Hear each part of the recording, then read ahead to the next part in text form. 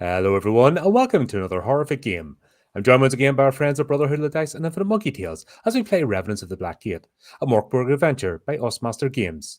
This is a pitch black apocalyptic fantasy about lost souls and fools seeking redemption, forgiveness, or the last remaining riches in a bleak and dying world. Before we begin, I'd just like to invite you to check out our friends' channels and show them support. Links are in the description. And without further ado, I hand you over to our GM, Lee. All right, my friend. Hi, everybody. What have we done now? Have we broke it? What are we up? Have we eaten any children? Have you eaten any children? No, you passed up on that, didn't you?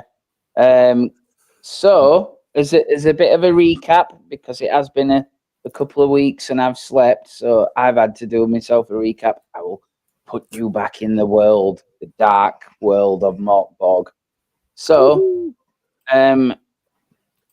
if you recall, the Revenants, or the remnants of the Revenants, as there is truly only really one left, was discarded and left for dead by the High Hierophant from the Order of the Black Gate, who stole the silver from the stockade with an ominous claim that they were buying passage. And they came through a portal and went through a portal and left you there. And you were arrested and put in cells, and your companions, one by one, were hanged by the gibbet in the city square in the aftermath of a terrible crime played out. Dog-faced men, as it turned out, had stormed into the hall of King Fathmu and dissolved in him with a strange substance, and it plunged the city into civil war between the remaining lords. One of them being your companion now, Prince Henry. Okay. Somehow, however, some people are smarter than others, and Prince Henry is actually wary of a prophecy that he's somehow found. And he knows that the king's death was actually prophesied in the calendar of Necrobel. And he also knows or has heard of the Order of the Black Gate. And it's said that they are an order that has access to the Shimmering lands, or that's their goal. The goal of the cult is to get the Shimmering lands. And he came to yourself and offered you a deal. If you could get him to the Shimmering lands, he would get you out of the jail. And you reluctantly agreed as your friends were dying. As you went through the city to leave, you came across some civil strife as Baron Wolfgard was came by your path, and he was quite mad. And he decided, seeing as the world was ending and nothing could happen that was good anymore, he would while away his time with a masquerade. And it didn't matter if people didn't bring a mask, because he would tear the bottom half of their face off to give them a mask. Luckily, you dealt with him, and a mother that was in the area came to you and begged you, putting forward an infant, and she was desperate for you to save her family from the rapture. However, you decided that you had more than enough worries and troubles, and there was no way you could bring an infant along with you. So you left them to their own fate as you went out of the city gates and out into the wilderness.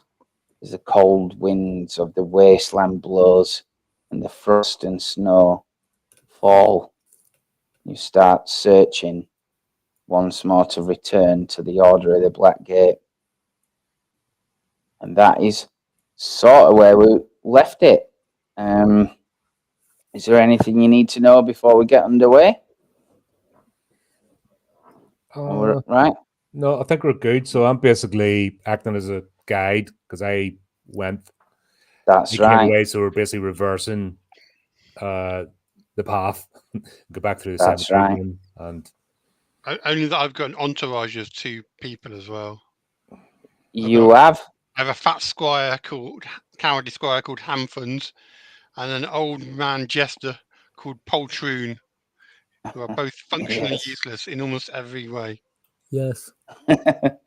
This is true. And of course, the loyal. Blucher, of course, yes. Yes, supposedly loyal Blucher. One of the guards who's come with you on this thing. Because obviously you need a little bit of Not so much protection a if you're dog. going to get He's there. more of a friendly dog kind of character. Okay. Just keep him full of red meat and it'll be fine. And he does bite. Yeah. Mhm. So you left the gates probably about midday as you head out. The land before you is crisp and it crunches under your foot as you walk with this permanent frost that's in the air. It's a hallmark. Prince Henry definitely knows it is one of the telltale signs of the oncoming apocalypse.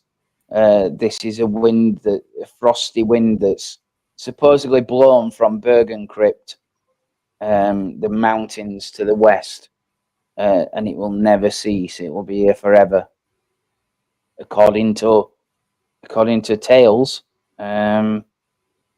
You are traveling on. It's pretty much a well-maintained trade road right now, likely cobbled with the cobbles uneven, but you can make good your travel on that. The weather is cold but fine. The clouds are overcast but not downpouring. As you head out, it's just a normal afternoon. The land is pretty deserted. All the trees are just like bare and twig-like. Is there anything specifically you want to do or look at or find or any of that good stuff? Out of idle curiosity, obviously leading up to the gates, we left a carriage and a set of undead horses, not too far off the path. I'm just wondering if they're still there. So as we're heading back, I'm not going to make it obvious, but I'm going to look for signs if there happens to be a carriage just neatly parked. Yeah, the carriage with the undead horses. Down by a river or something. Yeah. I wouldn't leave them to get looted. I don't think we'll through the. No, I mean, we took it off the road and we left it there, but we didn't actually do anything. Okay. More of a curiosity. I'm not going to detract from the quest. Yeah. But if I happen to see signs of, I don't know, the cart, the wheels ruts still on the ground, or hooves, or the horses maybe have just stopped and they're milling about and haven't done anything, it might be worth looking into. If not, it's no great shakes, if that makes sense. It does. Just as we're retracing our steps. Yeah. You go to where you're pretty sure it was a easy to spot landmark. You knew where the river bent, and it's quite an obvious bend, and there was a big dead tree around it, which was on its own, so you kind of know this was definitely the area. But as you get to it, you can tell there is no carriage left. There is no horses. There are no horses. They were undead, so they weren't going to defecate around here and leave a sign like that. But equally, the ground is crisp, and it has been crisp for a while and hard. And there is no, so like their feet didn't sink in. There is no discernible marks. It's like they've just disappeared. Jigsaw, we appear to be doubling back on ourselves. It was just something I was checking out. These areas, you have various creatures that might decide to stalk us. So every so often, it's a good plan to sort of double back on ourselves and just make sure we're not getting ambushed.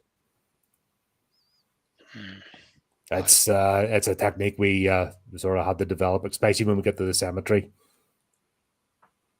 Hey. This place is this countryside is pretty hostile.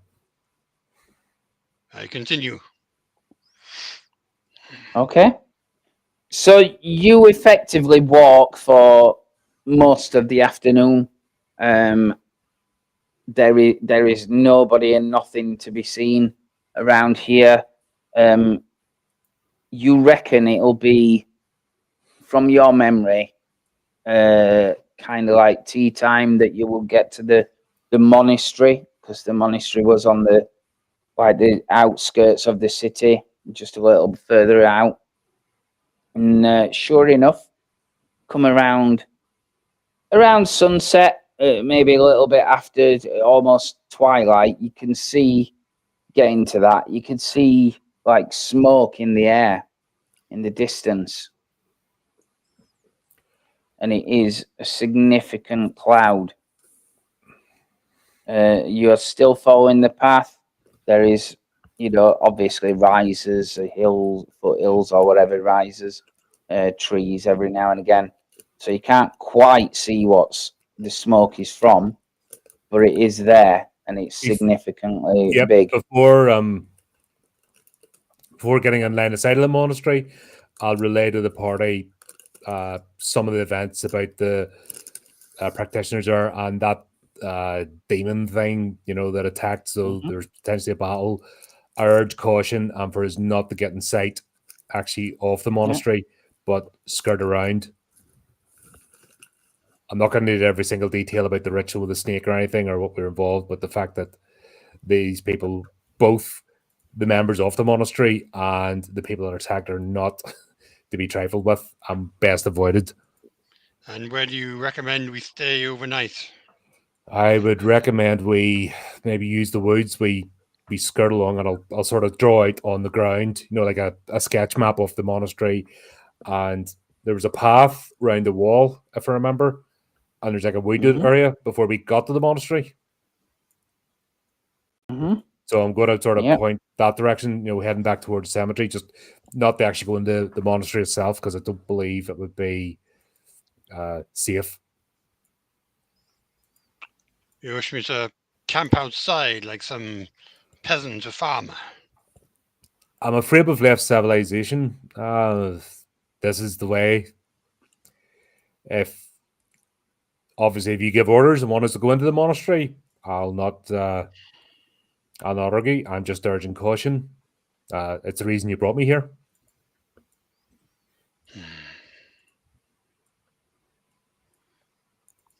What say you, Blucher? Blucher just stands there, like holding the handcart, looking from the purview when he talks. He's like, I'd rather have a bed to sleep in if they've got one big enough. They will respect the royalty of this world, this land. Your difficulties notwithstanding, I'm sure they will be respectful and subservient to their rightful masters. We'll try this monastery, but we will take it under caution. And if they do express hostile intent towards us, then we'll put them all to the sword. And then we shall be protected from the elements in the stone building without the threat of the evil practices. Well, if I may, before we approach them, maybe leave the cart out of sight so that we can at least be reasonably stealthy. Stealthy? I'm a prince of this land. I don't sneak around like some common urchin. No, we will announce ourselves, sir. I resign myself to death and just sort of shake my head. As you say, welcome to Mork Borg. Okay, so as a full entourage, you start heading down towards the smoke. Are you carrying light sources as you're being obvious, as it's it is twilight. You can still see. It's just a bit dimmer. That's all. I think it's dimmer when you're carrying torches. It ruins your night vision more. You know, Yeah. And this isn't gonna be our first rodeo. We're kind of used to working with limited light sources. It's Indeed, a shame we absolutely. haven't got a minstrel who can go in front of us singing our Lord's praise. Poltroon. Oh, maybe I should have said anything. Oh, yes, my lord. Sing a song. Yes. Sing a great song of triumph and joy.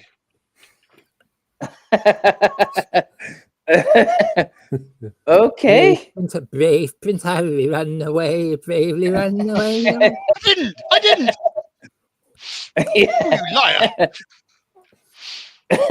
I'm not even going to attempt to ad lib because I'm terrible at it. But needless to say, so is he.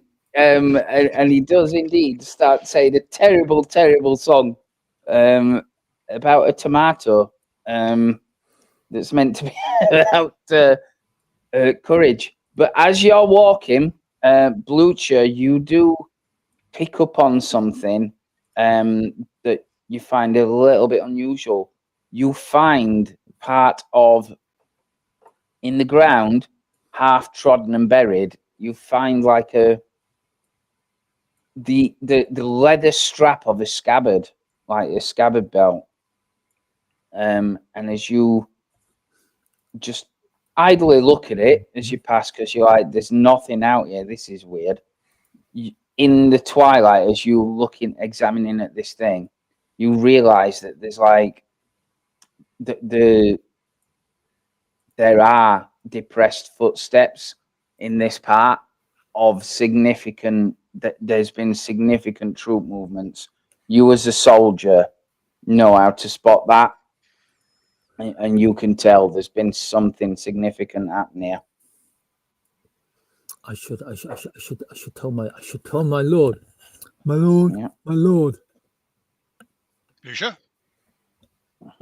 An army has passed this way, and I shall bend down. I shall pick up the remains of the scabbard. I see. How long ago? That you would probably need a check for. Oh, right then. Probably a presence check on that one. Right you are. Please don't tell me that I've closed found. I haven't. There it is. Right, presence check. Totally unprepared. I haven't opened my character sheet, of course.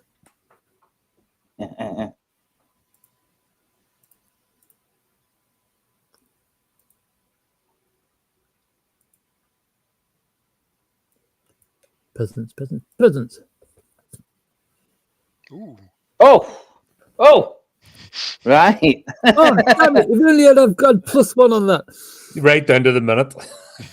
Yeah. 2:15, 300 feet gone this way, and 15 minutes past. Army of Army company went, set 25 up. minutes ago. And How do you know? They and ran over me and broke my neck. one of them had bad breath. Yes, absolutely. You are pretty certain from the condition of the scabbard, the condition of the ground. You recall roughly what the weather was like. There's been a bout of rain some point last week, and you would say it's probably about a week ago. So Blucher crouches down, dips his finger in the mud of one of the footprints, licks it. It's like, I think no more than 6-7 days ago. We've had rain, but the weather has been quite fair and cold. So it's like the tracks are still quite fresh. Fine. They do not seek to garrison themselves inside the monastery. You can also see that they've headed obviously out from Schleswig. So have they just walked past the area, or have they walked towards the monastery? By the looks of the tracks, they're on the road you're on, but there's that many of them that they can't all fit on the road. but they're heading out towards the monastery, out into the wilderness. Hmm.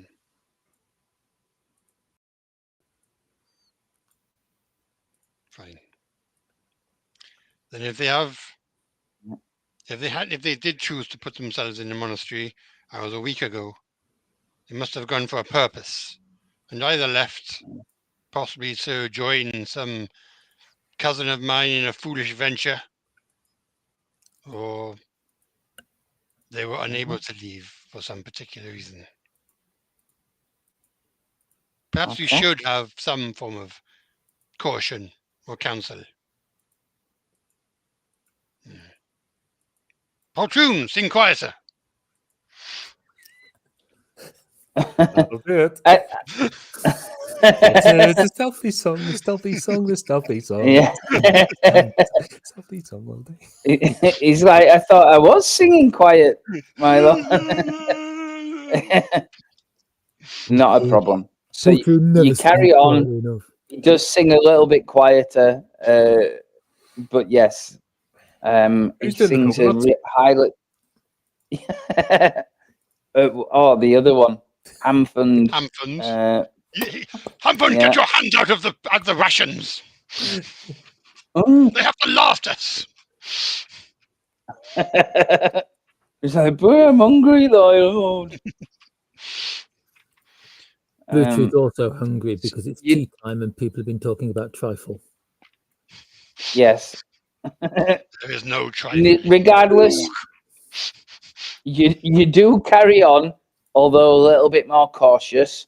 There is no sign of life as you go, but you do indeed see the tops of the monastery as you approach, and you come across a sight of ghastly revelation that I will show you now. It is effectively completely decimated. There are bodies, there are signs, spears in the ground just like that, and the fires do continue to burn. Footprints are obviously everywhere, chaotic. Are they all human? You are. If you spend a few minutes looking, yeah, they are all human. I'll drag you on to the kind of the area. Hopefully you've got some vision. Well, this is perfect. We have roaring fires for cooking our meat. We have strong walls to support us against the howling winds. If we haven't got meat, there's plenty of it lying around. Beggars cannot be choosers. Yes, we shall. Just like this. The three-headed basilisk has seen fit to grace us.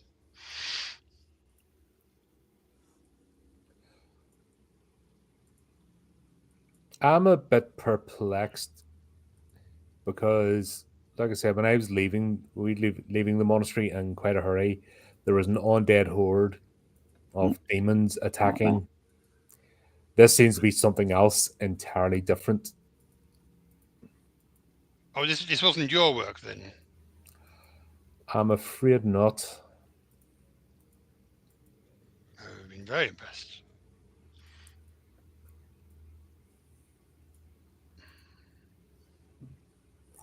Lucia, see if there's anyone, anything still alive around here. Lucia walks into the ruins and basically starts picking up pieces of the wreckage and looking under them. If there's nothing underneath them, or at least nothing alive, he just lets it drop back on it. Yeah. He's also looking for a sword, because I totally forgot to pick up a sword last time. All right. Okay. Not a problem.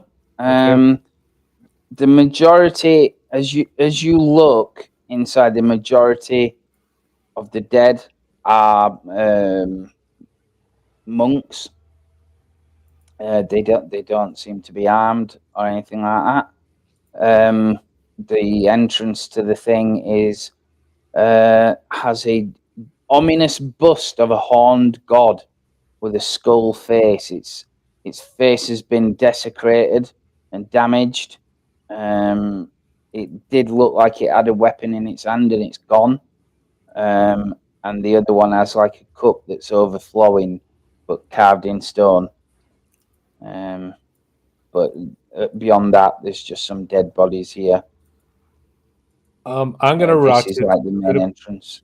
I'm gonna put a bolt in the crossbow. Obviously, have it ready, and I'm gonna make my way towards the ritual chamber. I don't know. I'm slightly Okay. curious to see if something's Yeah. transpired there. Yeah. Heading in there. No problem. So as you were going towards the ritual chamber then, yeah? Yep. Okay, what's Prince Henry doing? Standing back and surveying. I think I'm probably looking for somewhere where we could make camp. Somewhere we've basically got like 2 or 3 walls supporting us from the elements. Maybe a bit of flagstone still above it to shelter us. Yeah. It is definitely like majority of the roof is collapsed. The upper room has been collapsed. It looks like they've, sabotaged it, done whatever they can to tear it down enough so that it's unusable. But you start looking around, not a problem. Okay, can I have a presence from Sigsvar then?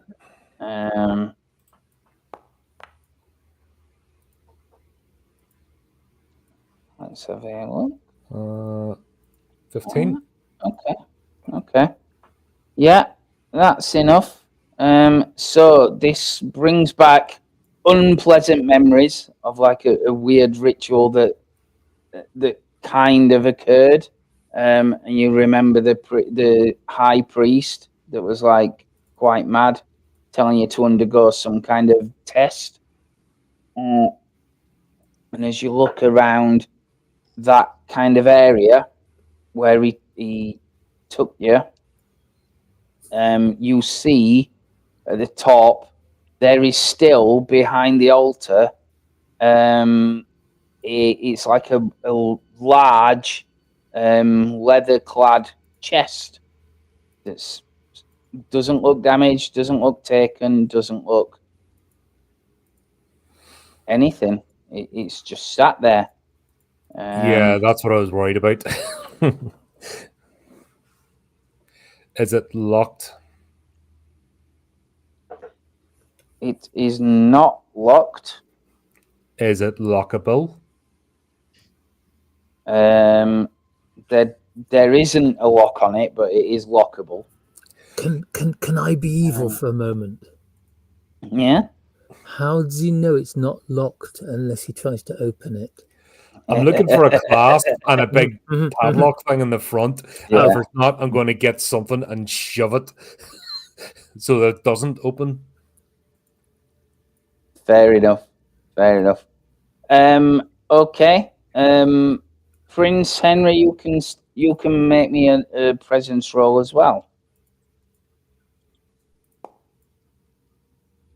Oof. Okay. Right.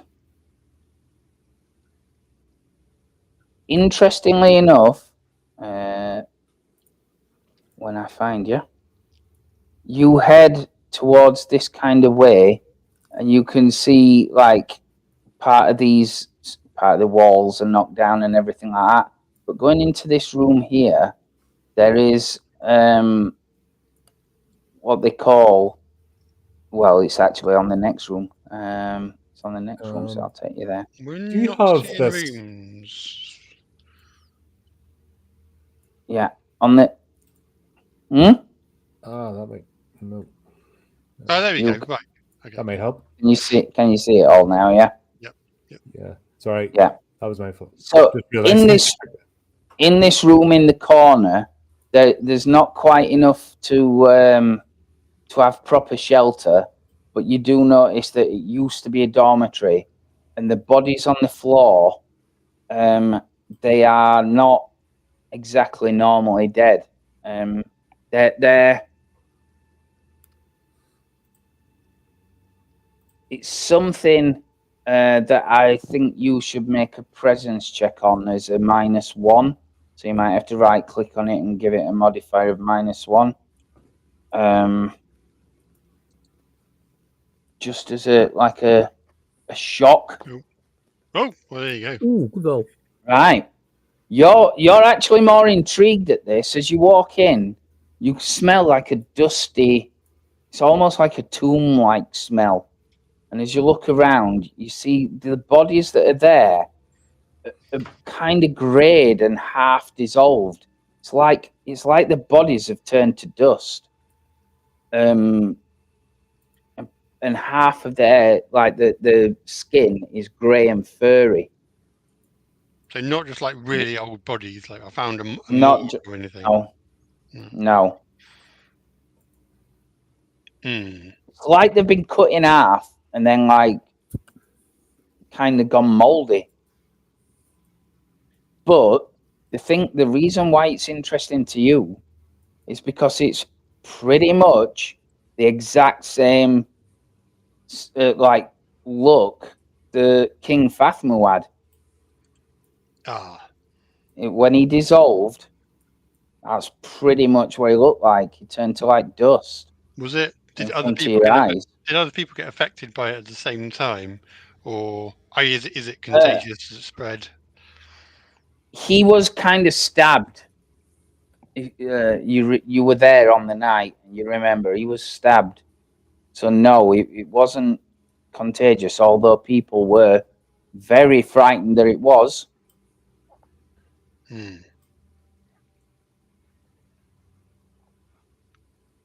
I think I found the army that may have camped here. I think it's these dog creatures. And slew Yeah. the king. Blucher, what are you doing? I'm still looking for a weapon, sword, Okay. axe, mace, chunk of rock stuck on the end of a stick. Anything will do. Ceiling beam with a nice nail in it. Right. I want you then to again make another presence check. I would say it's difficulty 12 on this. Ooh, So you know it. Nope. Right. I've So failed it. you have, just to remind you all, just to remind you all, you have got omens. Because I think I'm gonna have. No, they weren't updated. They're not updated. I'm only looking for a weapon because I feel left out because everyone else has got one. Yeah. So if you look in your journal tab, there should be things that says omen rules. And if you look on that, you get so many omens and you can spend them.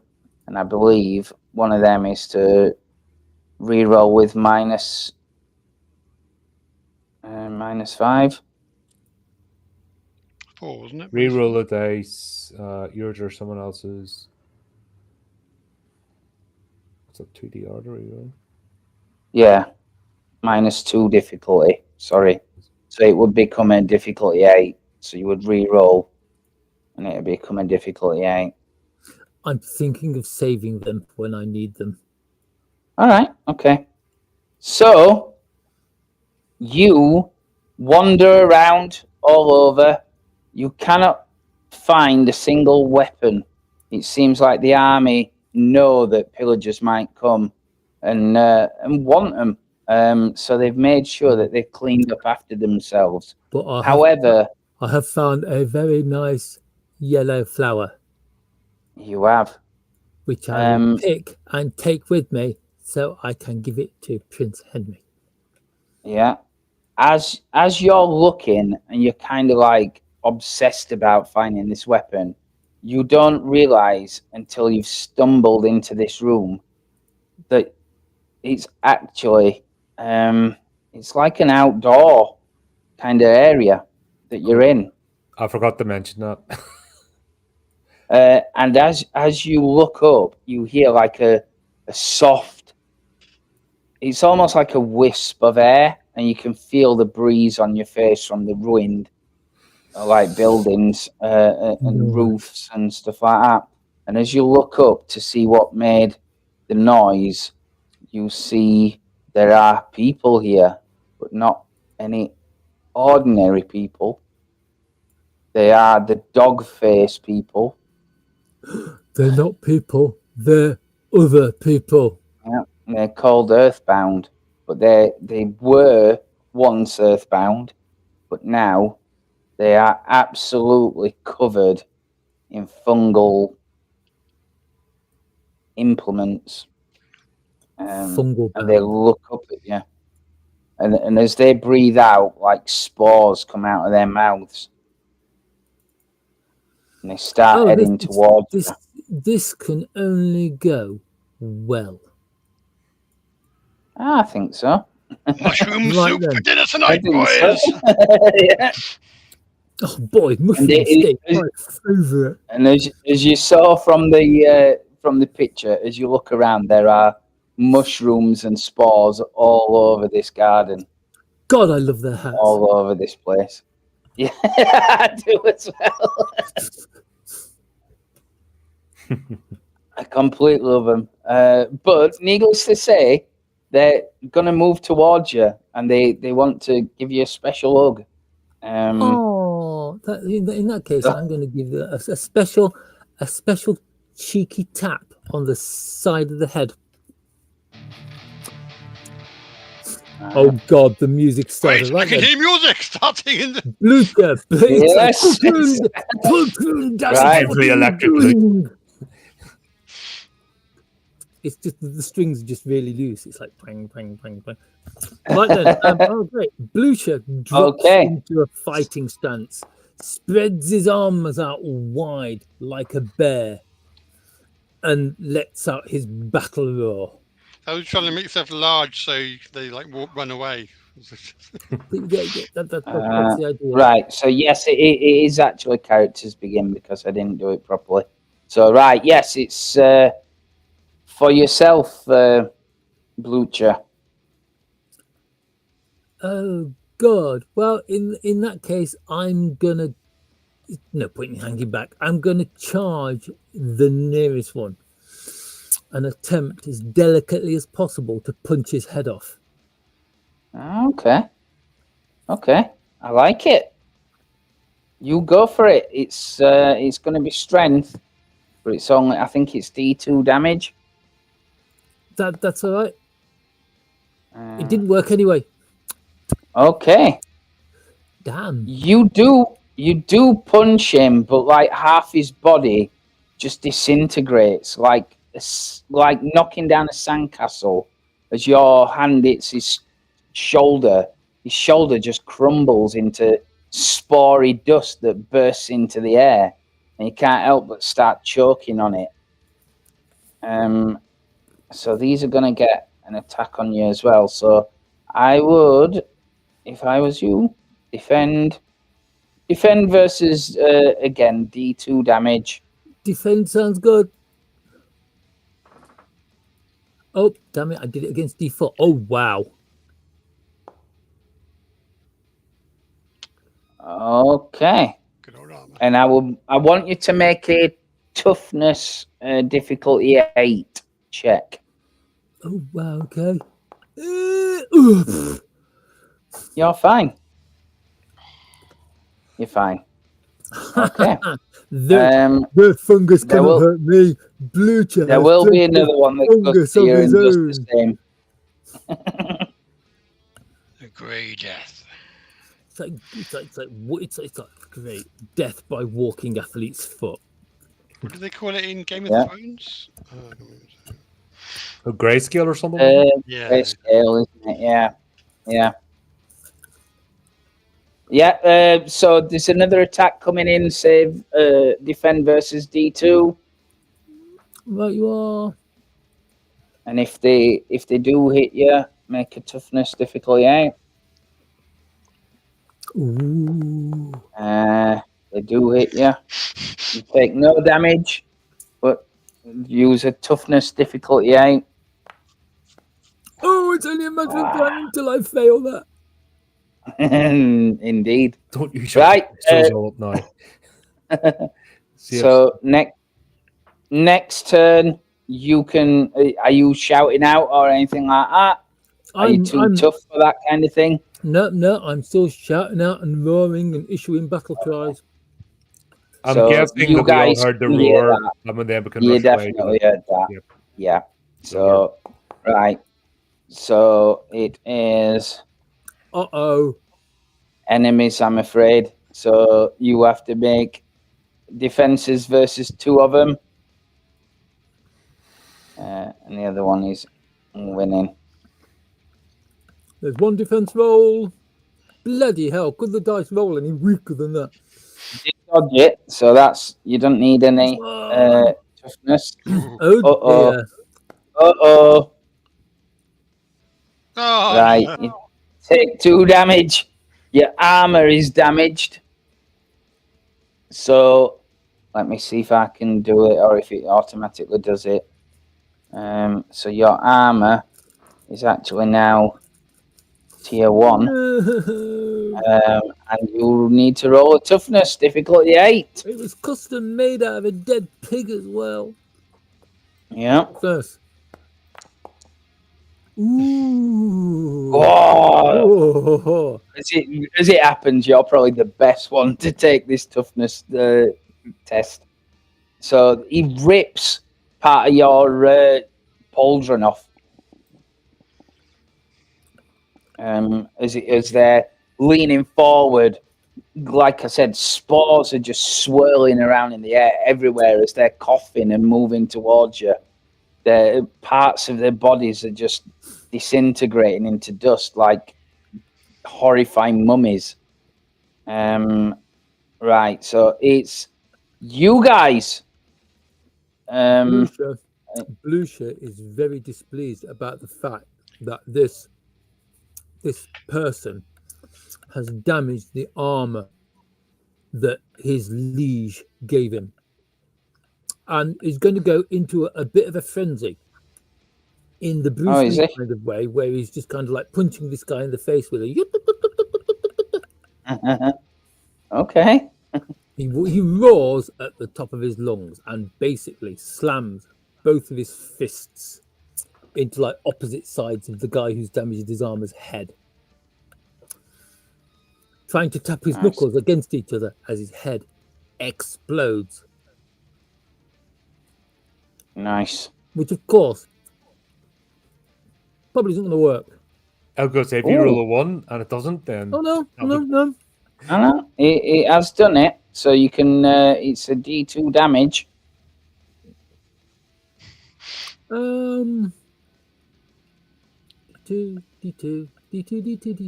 Oh, there's a D2 if you click one of the dice and then where it says /, change the D4, change the 4 to a 2. That'll go. A coin, basically. Huzzah! Hey. Pop. Nice. Pop goes the mushroom. Okay. Yeah, they are... It does kind of howl a little bit. With a noise like a thunderclap, Blueshirt's fists meet in the center of where like Shroomy Boy's head was. Right, yeah, and it is so Sigsvar, what are you doing? Obviously I was in the ritual room. You're so at the altar with the, yeah. Knowing where, realizing where the screams come from, like, and you forgot to mention something, and just sprint away to there and go to the top of the stairs and what they'll say. The door's closed, I think. Is it? I think it is closed. If you remember, we were all brought there, so was it locked? Well, it's a significant amount of time's passed since then, hasn't it? Okay. If that's not working, then I'm going to have to make myself. Well, there's just a door. You can fling the door open. Yeah, that's what I mean. guess. If it's, I thought you meant. Yeah. So I as you remember fling when that's the way we door were all open, gathered and brought up. So that's where I rushed to open. Yes. And Yes, and and you saw the mushroom head, earthbound zombie, and there's one right at the top of the stairs, like at the door, pawing at the door, and as you open it, it kind of like starts moving forward towards you. I am going to introduce it to my crossbow. Nice. Okay. Is it our turn? I'm gonna. Yeah, you can do the crossbow. I'm gonna give you a -2 to that check because you're kind of like right next to it and caught off guard. But next round you should be fine. If I click attack, will that automatically, or does that give me a chance to? You should. Yeah, if you click on the crossbow, it should All right, there we go. automatically There we do it. go. So the difficulty is just 12, unless I say otherwise. But you might have to right click on it and give it a modifier of -2. Right then. So at the moment, it's saying 10. Do I need to raise that to 12 then?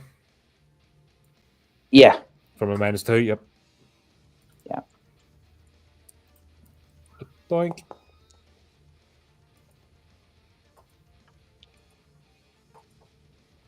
Oh. All right then. Okay. I take it just Okay. passes through. Just. It does.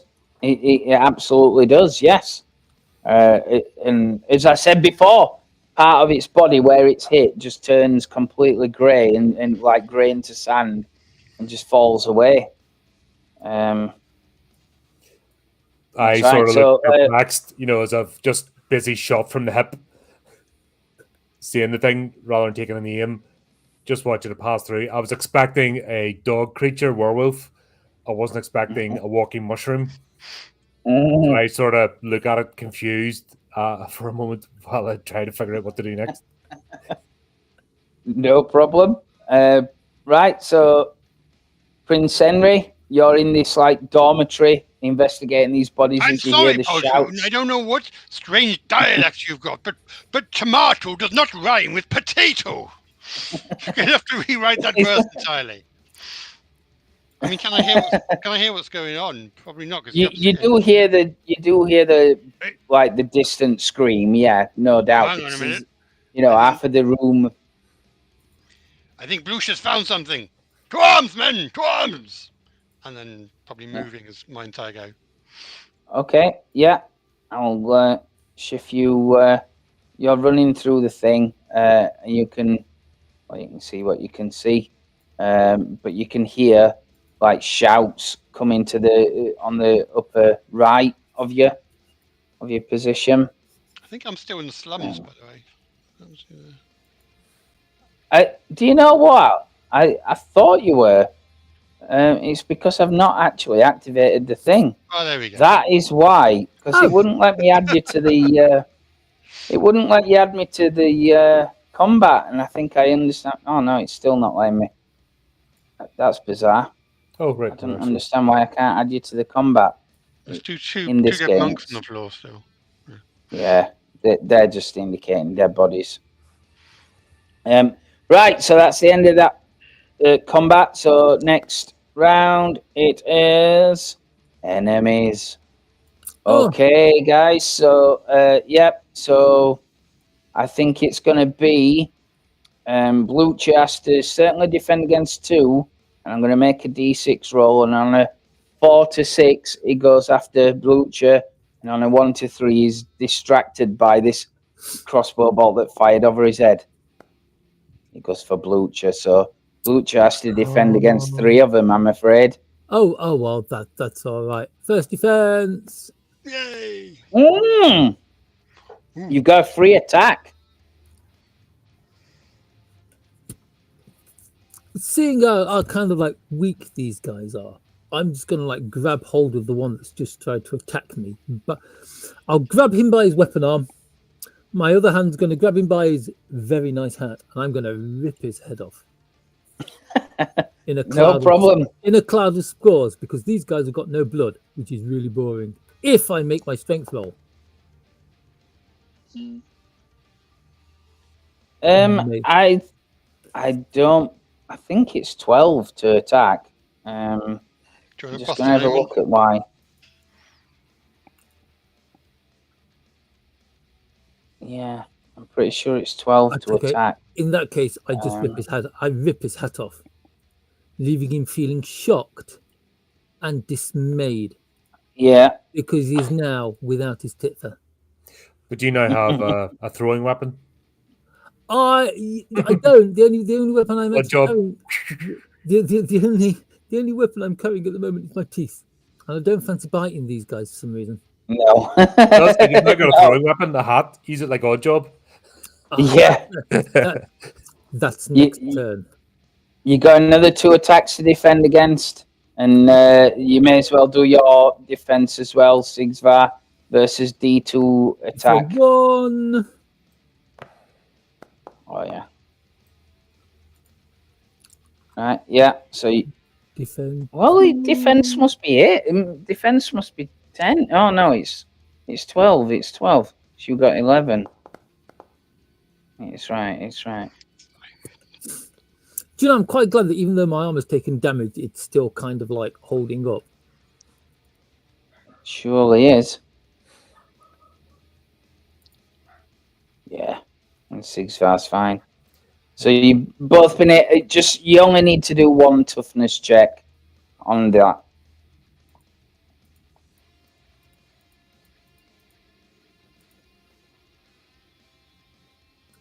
Yeah.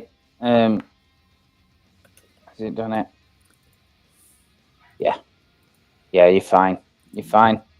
Okay. Right then. Your turns. I am going to drop the crossbow and draw my sword, realizing it's absolutely useless. Yeah. On this occasion. Not a problem. Yes. Prince Henry, you can definitely see Sigvar there fighting this thing. Yeah. Are you running in like the ultimate warrior? Or are you going to send Poltroon into I think he's fight, more of a strider with the cloak, you know. Absolutely, yes. Yeah. Is he going to send Poltroon into fight like the ultimate leader? That is true, because Poltroon will, of course, give advantage or benefits to the combat. So, well, Poltroon, come destruct his mushrooms. Is this a meaning of the word advantage that I'm not aware of? He gives you like +2 to your attacks. Oh, he does. Yeah. He's trailing behind. He's puffing and panting, saying, "Wait for me, Lord! Wait for me!" Yes, he does. Right. So I'm going to try and slash through this thing. Because I noticed, obviously, just stabbing won't be good enough, so I'm going for a slashing attack. Yep. You go for it. So there is no penalties. Oh, nice. Yeah, so basically from shoulder. Yeah. Up a shoulder down, just try and slice through it. Okay. Yeah, it does resist. You can definitely feel as a warrior, you can feel the thing on it resisting. It's like in Oobleck, you know, it tends to kind of like be a bit tougher, and it's almost like you're sawing through it a little bit. But it's there. It's there. Like Oobleck. Oh. In that case, I'm going to put my hand on this one's face, sink my hand through its Oobleck-like body, grab hold of its brain, and rip its brains out. Okay. Or at least try. If that doesn't work, I'm just going to punch it again.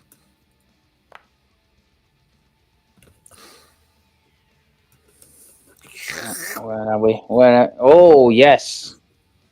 Absolutely. D2 damage. Yep. Oh. Hello. Oh, hang on a minute. Uh, uh, What's happening here? Wibble. I hit it so hard, Not the server. I knocked it out of Foundry. Oh, go me. Right, here we are. Here we are. So you did the damage. I stick my fingers through its eyes and wiggle them in its brains. Okay. Love it. Right, yes, that creature, its head pretty much disintegrates. And it is still moving. It is still acting like it's animated in some way, shape, or form. Well, that's just not on. No. So Poltroon, his bonuses will start this time. It's normally the first 2 rounds of combat, but he will start from now and he'll give you 2 rounds. Okay? Caper, Poltroon! Caper of your life!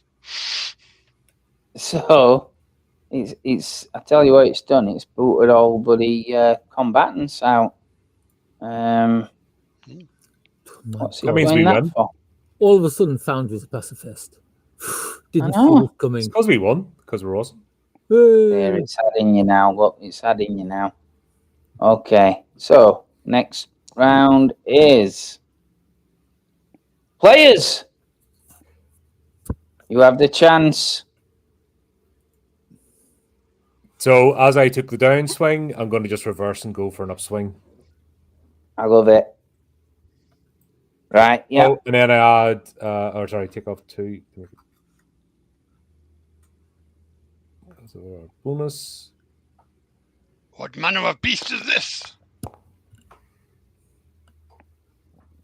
Yep. So basically, Nice. realizing that it's sort of field resistance, I pull the sword out, and then I swish back up towards its head, trying to decapitate it. And you pretty much do take its head off. Its head just falls to the ground, and as it does, it's like a pile of sand just goes. Pfft. But equally, as that happens, just spores ignite everywhere into the air, like a dust ball that's just been dropped on floor, like you're emptying your Hoover. You're like, Oh god, we've all done that. yeah, we have. Yes. We have.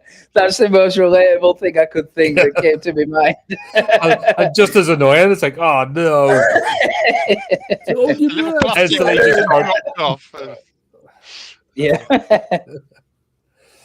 I'm gonna take before I go down the steps, I'm gonna take a bit of rag and just cover my mouth and nose. Okay. The creature is still going, without a head. It is still there, still acting. It's like it's driven by something other than its brain. Right. So, Prince Henry, do you want to do anything? You can attack. So is this creature at the top of the stairs? It is, and Poltroon is there pelting it with tomatoes that he's fished out of his pocket. They obviously were the inspiration for his song. I would like to try and push it down the stairs then. Mm-hmm. This headless monster. Yeah, that's a strength check. That Yeah. Oh dear. I would say, because it can't quite see where it is or anything like that. I would say it's a difficulty 8. That. Let's take a bump. Yay! Nice. You definitely push it down the stairs. Wait! No problem. It is on the floor, floundering. Does it not like explode as it bounces down the concrete stairs? Like Parts sound. of it, definitely. Right. Yeah. I know, Colin, you said you were running down the stairs.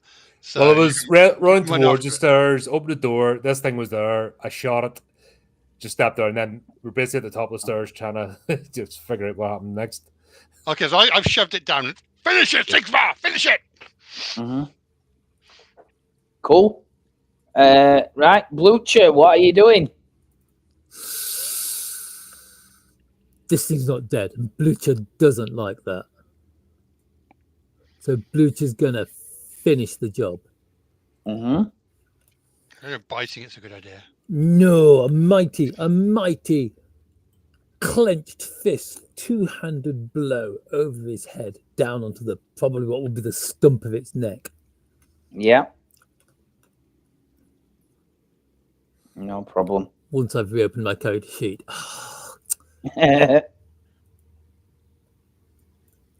Stir length. Ooh. Ooh. So you do that, but as you do that, it instinctively reaches its hands up and grabs your arm, while the others, and it's holding you in place while the others attack you. Right. That's just So it is. it's pretty much yourself that needs 3 attacks versus D2 damage. No, 2 attacks actually, because the other one's holding you. But you will not be able to attack unless you do a Nippo strength next turn. I got a crit. So- Do I get to attack? No, but you can do your strength check this turn to get out of it. Then you can attack next turn. Oh, because I was just going to say, I was just going to like spin round and slam him into the nearest wall if he's got hold of my hands. If he's got hold of my arm, I was just going to like use that. Okay, yeah, you can do that, but I will say it's well, it don't matter because your strength's that big that I can give you -5 and you do it. Okay. Use it as a bludgeoning weapon. Bluch is not smart enough to think of that on the spur of the moment. Okay. Right. The thing literally explodes into a cloud of spores everywhere. I miss everywhere. Just downstairs. So obviously they're not going to go too high for the people who are at the top of the stairs. From the round where you've been decapitating them and all that kind of stuff, I want everybody to make a toughness check, difficulty 8. Oh dear. Because there's just spores everywhere. Oh, wow. Whee! What the hell? Well, that's it. We're going to die next combat. Unbelievable. We've used all the good rolls. All right. Yeah. That's because we're at the top of the stairs, so the spores haven't got that high yet. That's why. Next turn, it's you guys.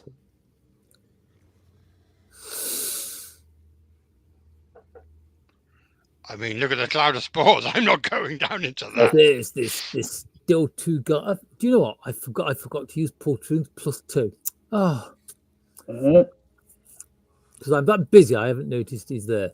Well then, I'm just gonna like lay into the 2 that are still facing me. Eeny, meeny, miny, that one. I give him. I'm gonna bitch slap it. Okay. The palm of my hand will connect with the side of its head. And indeed it does. All right. Hits the side of his head, which spins round half at a time and then falls off in a cloud of storm. And actually, as you do that, the entire rest of its body just collapses as well into a complete pile of dust. I didn't feel guilty. It deserved it. Yeah. Okay. What are you guys at top of stairs doing? Like I said, I'm putting a piece of rag over as Prince Henry stepped in. I was covering my mouth and nose with a piece of rag, and then basically heading down the stairs to take care of the other one.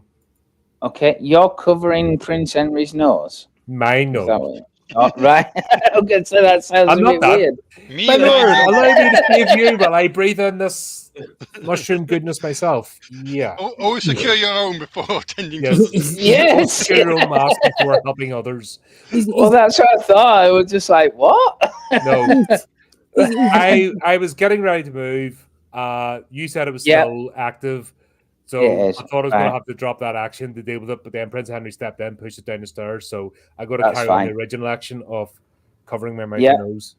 Yeah. Cover your mouth and nose. Not a problem. I thought he was being his mother for a moment. Puts the cloth over his nose. And No, Princey. When you're going out to those mushroom people, you have to make sure you're nice and safe. You can catch anything. You didn't have to spit on it first. Yeah. there you go. It's you nice and clean. That's it. I'm going to leave them to it. I'm not getting involved. Remember when someone else's mother would do that to you as a kid? What? You got put on you, just like their handkerchief and wipe you. I think I'm pretty sure people are only allowed to do that to you if they're actually blood related. Yeah. No, not in the neighborhood I grew in. Everyone just sort of got involved. It was very strange. Now I've got to be honest. Random mothers would spreading TP around the neighborhood. Yeah, all right, yeah. Yes, so Sigsvar, you're down at the bottom of the stairs. You can see it flailing about a bit, trying to get up. And the other one is on Blucher, desperately trying to puke a load of spores onto him. It can get off Blucher. Seeing the other one's on the ground, and I've got an opportunity for an attack on the one standing, I'll go and basically try and get it in the back. Okay, yeah. Nice. Yep, I'll give you an extra bonus of +1 on that. So you got a total of +3. I mean, with Paul True, who's shouting encouragement from the top of the stairs. Damn it! I still thought I'd use my poltroon bonus. Stab it in the rectum. Yep. Stab it. That comment that was very disappointing. The poltroon shout to that makes me have belief that he may have suffered or engaged in that kind of thing. Yeah, you only forget those sort of things if you've had the pleasure or displeasure. Trem looks at everybody else. What? That's right. Well, as before, you do hit where you were intended. It just goes straight through and pours out as grainy, spory mess, just like sand. And it doesn't seem to affect it as it gets up, pulls the sword out just by the movement of it turning, and lunges at you. Half of its leg pretty much disintegrates as it carves through its leg as it just turns around. These things have been beaten. You think they'd know when to give up, wouldn't you? You would think that. I was going to make a comment about players in that situation, but I'll leave that. Right, so Blucher's had his go, I believe. So as Sigsvar, and Prince Henry is absolutely not having any of that mess, are you? Absolutely not. So I need toughness from Sigsvar. I need toughness from Sigsvar and from Blucher. Puffiness. Ooh. Yeah. Oh, God. Yeah. Oh. Whoa, that was almost a 1. I don't believe this. Lee, wow. There's something wrong with your foundry. No, this is already the warm-up round. Wait do you see when we encounter the next thing? It just goes, wah, wah, wah. It's giving us hope, all the ones. Yeah. Did I attack? I'm not sure I attacked, but okay, so you don't need another toughness. I will be honest. No, you didn't. Yeah, so just defend versus D2s, but you don't need to make the toughness because you've already made it. And then after that, it's your turns.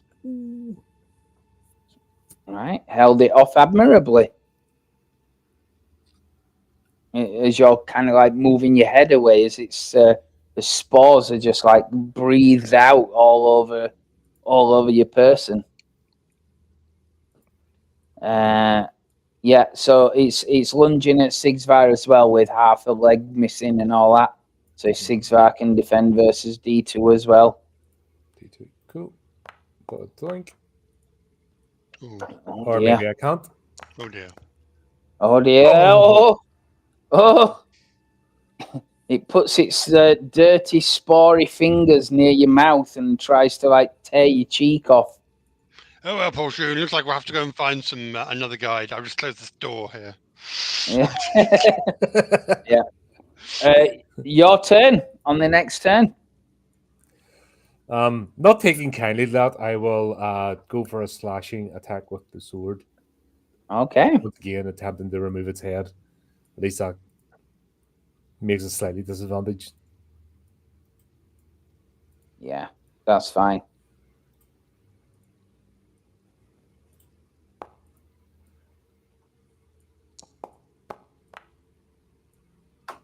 Oh, I'm too busy going, as it's trying to keep the rag back on my face, as I slash wildly at it. Like, with slight distaste and disgust. Absolutely. It tastes very dusty. It's like Morecambe Beach. Yeah. I don't think I've ever licked Morecambe Beach. No. I don't think I've ever been to Morecambe Beach, actually. It's the first thing that came into my head. Weymouth? It's nice. It's a weird and disturbing place my head is. Blucher. Right, I am going. This last one. There's only one more facing me, isn't there? One on you, yeah. Right, I am going. One on you, one on Sigvar. I'm going to feed it my hand-sized fist by forcing it down its throat. I want to feel its teeth loosen. I want to feel its jaw dislocate. I want to feel the cartilage in its neck rip as I push my fist down its throat.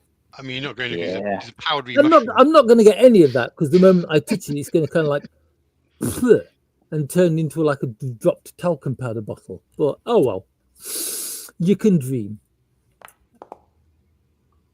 I'm dreaming. Oh, you are dreaming. No, its jaw fungus is stronger than I anticipated. That's right. Indeed, just as you said, part of it disintegrates as you're struggling with it, but equally parts of it are unnaturally strong. In my head, basically, all that I've done is I've torn its bottom jaw off, so it's just kind of like making gurgling noises, and because it now no longer has a bottom jaw, its tongue is just kind of like flopping around free. Pretty accurate, yeah, absolutely. Prince Henry, are you doing anything? Poltron looks at you. He says, "What? He hasn't yet. What are we doing, my lord? Do something. He hasn't yet. Why change? He closed the door. It's working. I'm not actually going to close the door. Well, I mean, I'm on standby to close the door in case you guys go down, obviously.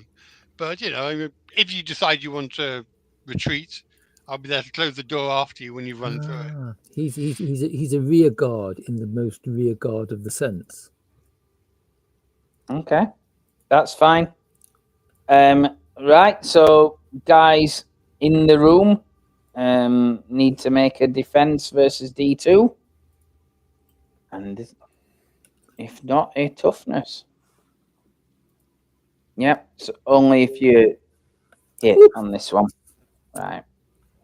The spores have settled a little bit now. They're dissipating a little bit. So unless you get hit. I'm the size of a dump truck. How am I dodging these? Or are they just really bad at hitting me? You're doing the thing where you're putting your hand out in their head and they're just going. Yeah.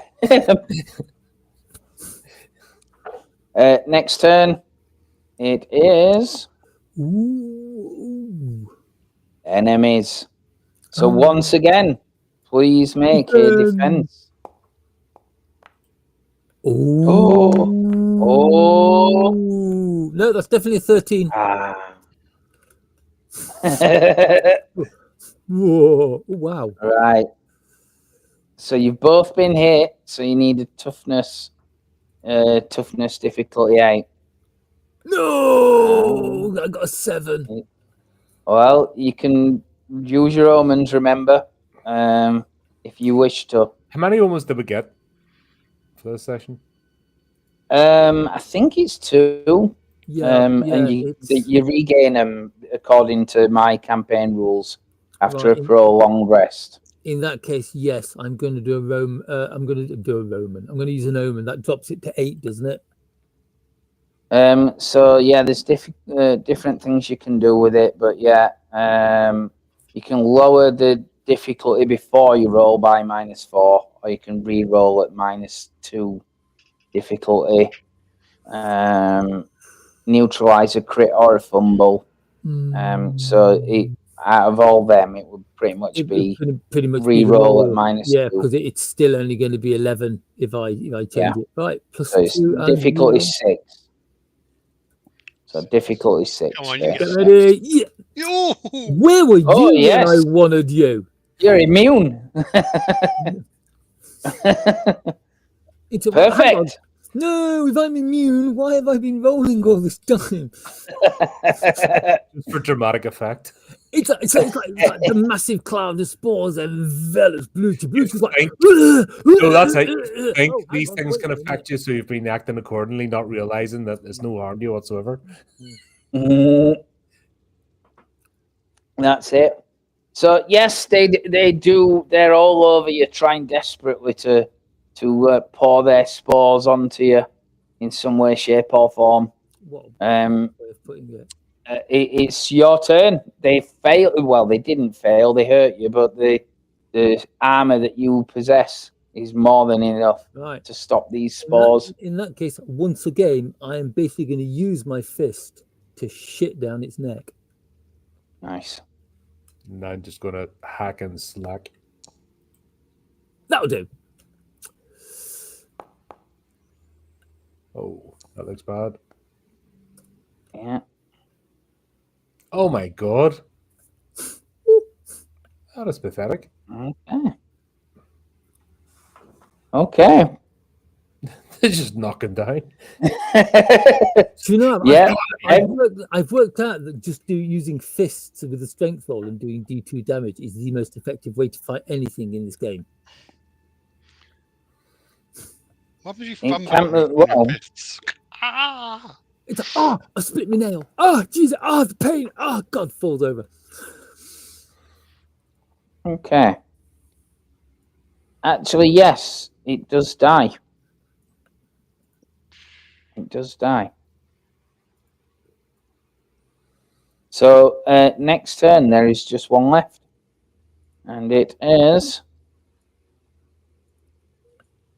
your turn. You go first. Is there anything in this room that I can use as a weapon? There's garden. I know, Is a garden. Is there It's a like- garden implement? I know. Like Super Mario, if you eat the mushrooms, you get special powers. That's, yeah, but it's like, congratulations, you've got the special power of die. Yeah. Maybe not straight away though. No. Oh boy, I've always wanted the power of like incredibly itchy death.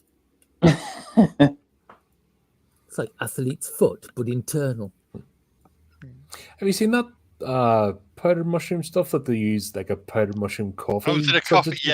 Yeah. No. It does not. There's nothing about it sounds good. No, I think These are it's I anti like mushrooms. stuff, isn't it? It's because, like in America, they can't get coffee because of the extra tariffs, so they're trying Yeah. to like diversify into powdered mushrooms instead. It's some Oh, strange man. health kick. You know, it's been around for a while, and it's like there's nothing about it. I I'd rather die at 50 of a heart attack than survive an extra 20 years drinking that sort of thing.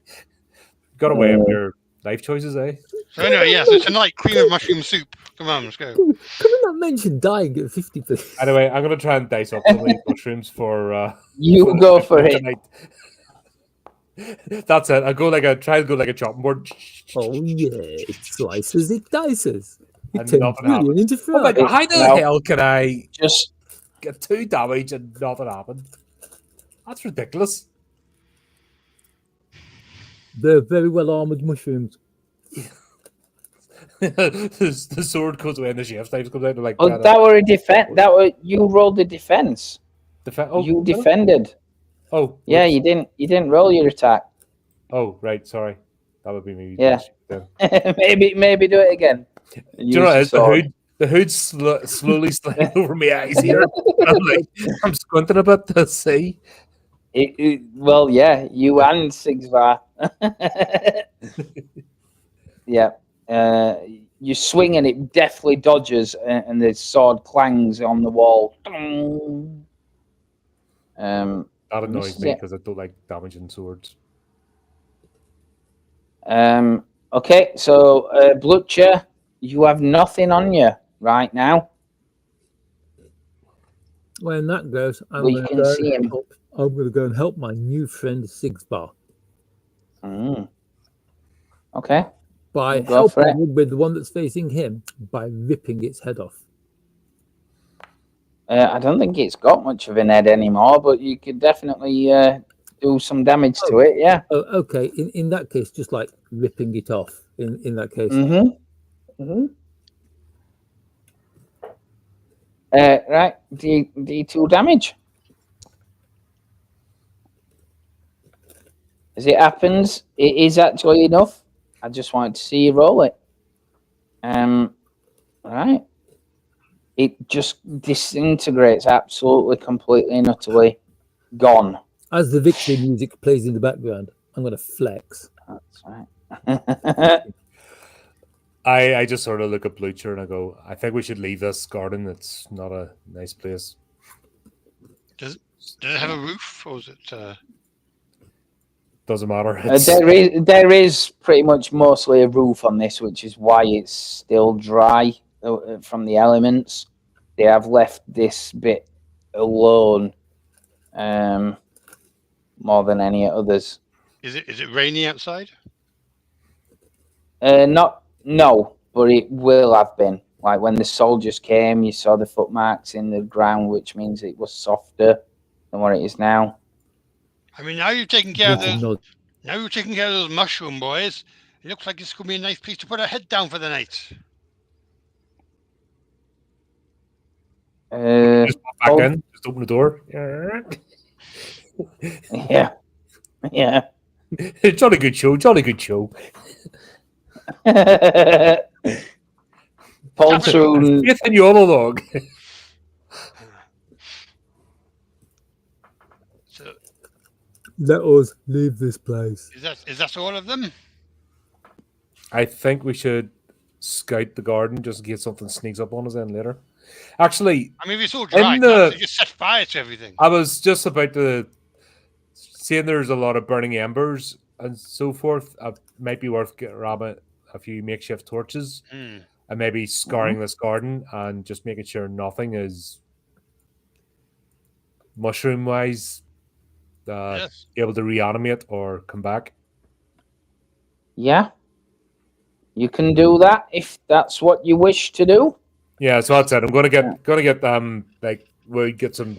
There's bound to be cloth and stuff lying about. Wrap it up, poke it into one of the fires, then go around the garden, and anything where one of the bodies were, just put the torch to it to make sure it's not gonna pop back up. Not a problem.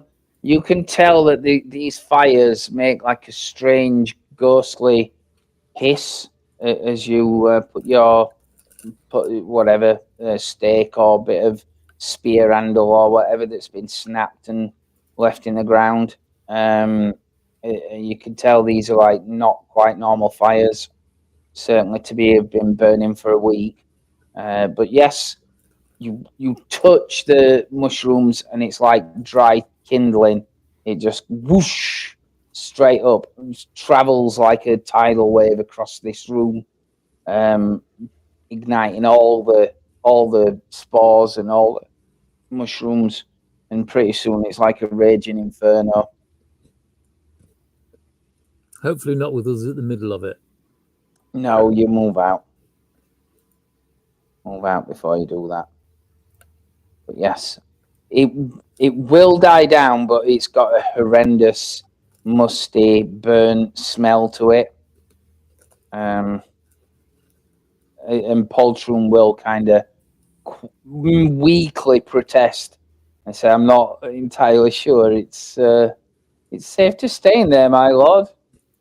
We could be breathing in anything. We could wake up with 5 heads."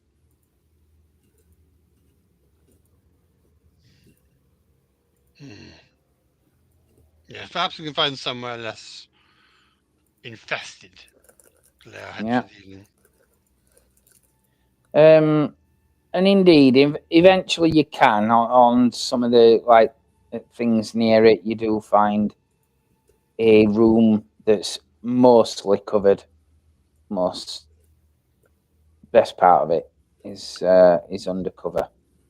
And you can indeed at least rest there and spend the night. So when you do, you regain an omen if you spent it, and you can also level up. Which, if you look at your character sheet, there should be a button on it, I think, that says level up. Now, Get who bought better. rations?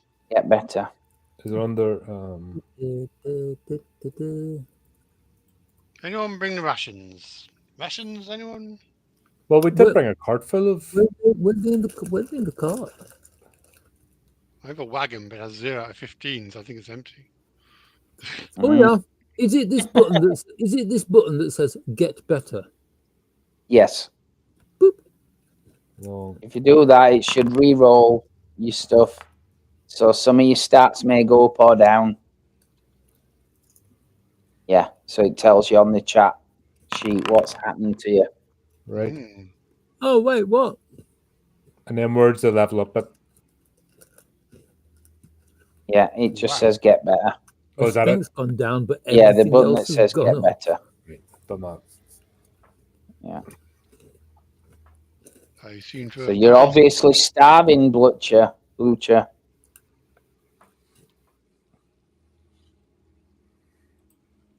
Nice. Oh, you found an unclean scroll as well. I That's certainly have. interesting. There's Well, the interesting brother Tetanus got something. Just yeah, there's a ghost. Okay. demon of capillaries. Oh, is that what it's gave you?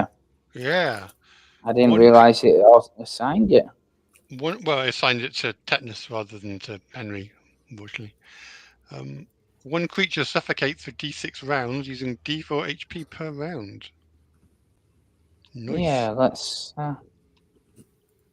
Yeah, I will pop it in your thing, in your character sheet. You got it? Yep. Could this mean Prince Henry is actually the tetanus in disguise? You're terrible disguise. Next time he's in the bath, I'll sneak a peek. Look. I knew these monks were heretics. Look at this strange scroll they've left behind. It basically forces the very lungs from the air from a man's lungs. And forces him to struggle with the onset of death. That's right. So, are you doing anything else this night, or are you just resting up? I mean, do we need to perhaps What? prepare some rations? What are my chances of fixing my armor? You really need like the tools and things like that. You need to find a smith, a smithy. Might be something else to start looking for. Replacement armor. Did you pass the smithy on your way here, Sigvar? No, this area is pretty abandoned. Sorry, Brucia. We have to wait. Blucher like sniffs. Like,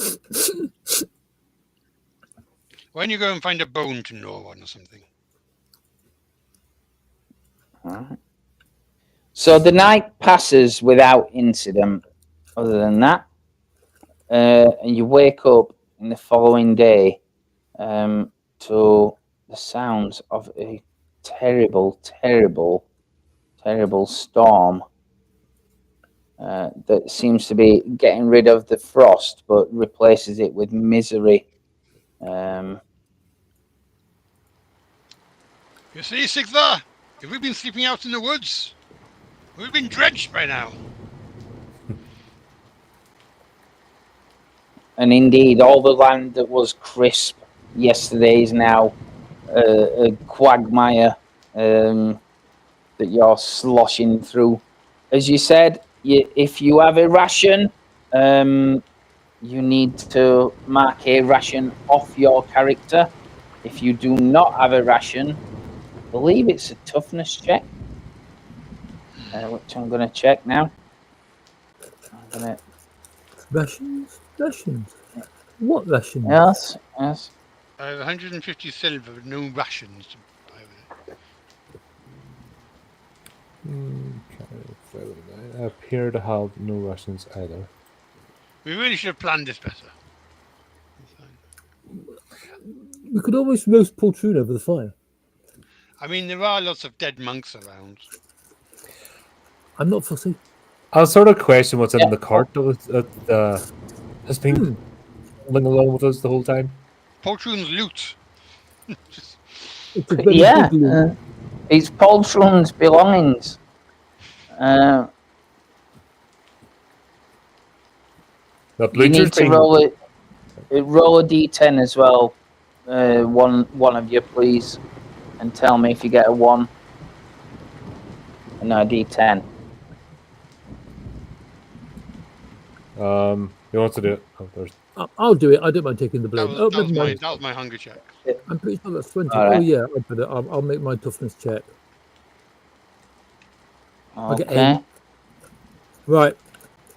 Out of the remaining members of the party, who looks the tastiest? Ham puns. A lot of eating on him. Oh, he's self-basting as well. Right, I'll roll the d10 so everybody can blame me. Of course, we can't find the bloody boy. He's run off again. He is hiding. I rolled a 6. Oh, you're fine. You're fine. Okay.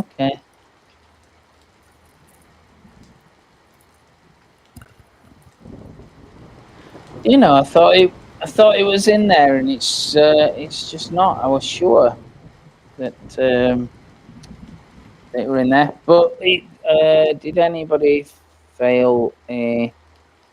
What were your toughnesses? I got So rolled 8. Blucher.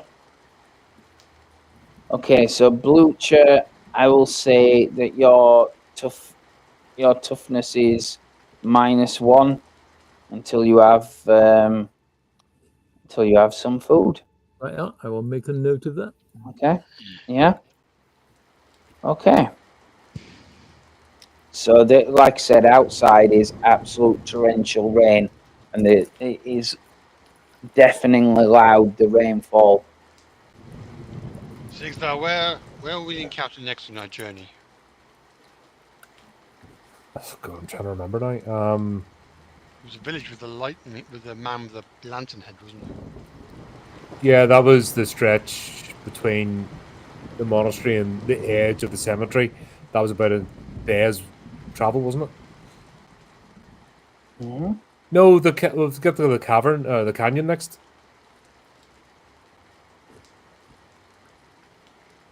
Okay. Isn't it? You can make It was a a canyon. presence check. Remember, Yeah. if you wish. You wish to remember the order? Or I'll watch the last 9 hours. Yeah. So you will, by your reckoning, encounter the village next, because it was, if you remember, Oh yes, the with the leopard coach heads. and the horses was from the weird woman and the wickheads that came after you, and they came from the village area. Ah, good. But We you need to are- find the smithy. Villagers also have food. Beyond that village, there is very little, because you're on the outskirts, as you know from when the monastery told you. You're on the outskirts of the Unfortunate Undead, Valley of the Unfortunate Undead, which is pretty much where nations go to bury their people, and it's just an immense graveyard. An absolutely immense graveyard. So this village is probably the last habitat before then, and out there could be anything. So are you just heading off? Are you doing anything unusual? Doesn't look like this rain's going to break anytime soon, does it? It definitely doesn't. Oh well, just ourselves get ready to. Is there anything that could be used to keep the rain off?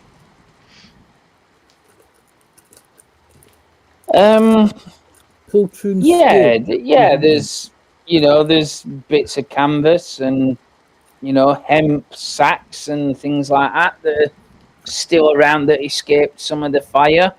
It looks like the fire, which is actually now extinguished with the rain for the most part. It looks like that was almost remnants of explosions. So it seems like they aimed at just tearing the monastery down rather than burning it to the ground. So yeah, you can definitely get sacks and things like that, but it's hardly like fine fashion or anything like that. No, just something waterproof. You can Yeah, fashion some form of cover. yeah, yep, you can do that, no problem. No problem. So I guess you head out. Okay. I'm okay with walking through the rain. It's the closest I'll get to having a bath this year. Indeed. And there's been many a time when you've been marched up and down the land in rain like this. Whereas I have Hampond and Poltroon holding a cover over top of me. So. That's right. That's right.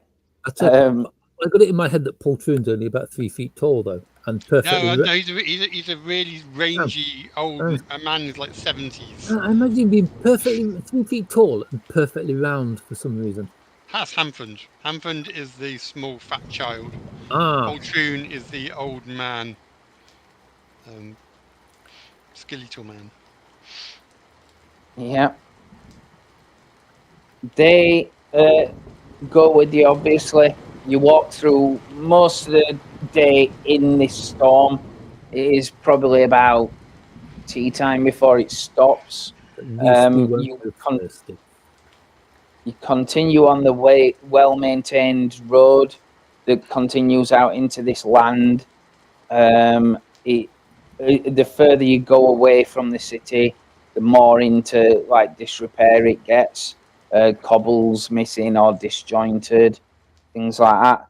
But eventually it eases off, and no matter what you've done to kind of like stop the rain, it still isn't enough, and it's just sodden everything, and it's a thoroughly miserable day of walking and dripping and shivering, until finally you reach you're still in the wilderness, but night is falling, and you're just on this track that there doesn't seem to be any kind of like buildings around you. It's just valley and rocks and things like that. Is there anything you want to do about camping? Are you camping near the path? I think we need to send Blucher off to do some hunting. The Russians we have. Yeah, you can forage. Sodden, yes. Right, I'm going to run off and squash a few rabbits. Okay, roll me a d6 then. Oh dear. I shall do my best to do hunting, as it is what my liege would want me to do. 4. F4. Okay. All right, and I would say give me another d6 check. That you are?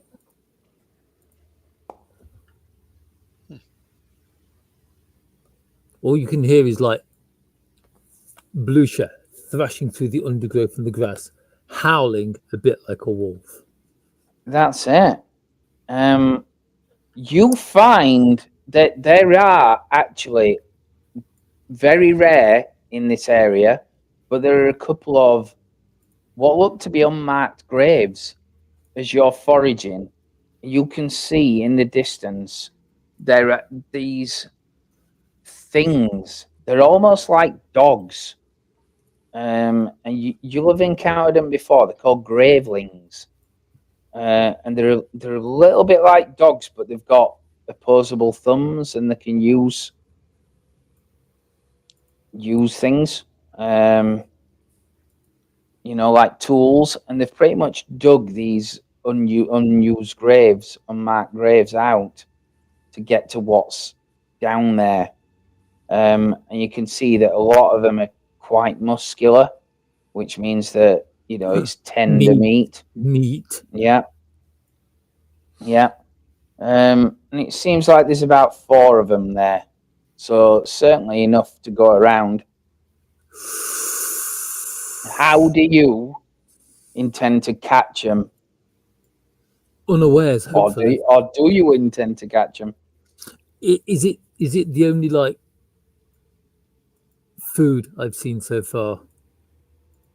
Yeah, this, as I said, this land is very barren right now. Very barren. My liege is hungry. I must bring something back, or else he will think I have failed him. If there's long grass, I'm going to try and sneak through the long grass. Okay, let's see if there's long grass. If that doesn't work, I'm going to sneak using the bushes, even if I have to rip a bush up and actually hide behind it. Okay. So tell me your overall plan, and I'll base you a modifier based on that. Right then, I am going to attempt as well as I can to camouflage myself and slowly, carefully, as quietly as possible, being careful not to tread on any sticks or kick any rocks, sneak up into crushing range of them. Nice. At which point I will throw my disguise to one side and silently, not roaring this time, so that I don't let them know, and if I need to, reach out and just squeeze the life out of the nearest one. If it pops, it's just something that happens. Okay. So, because I still haven't got a sword. Yeah, I want you to make an agility check. It will be it's a straight agility check. And I would say it's right. So based on that, that matters.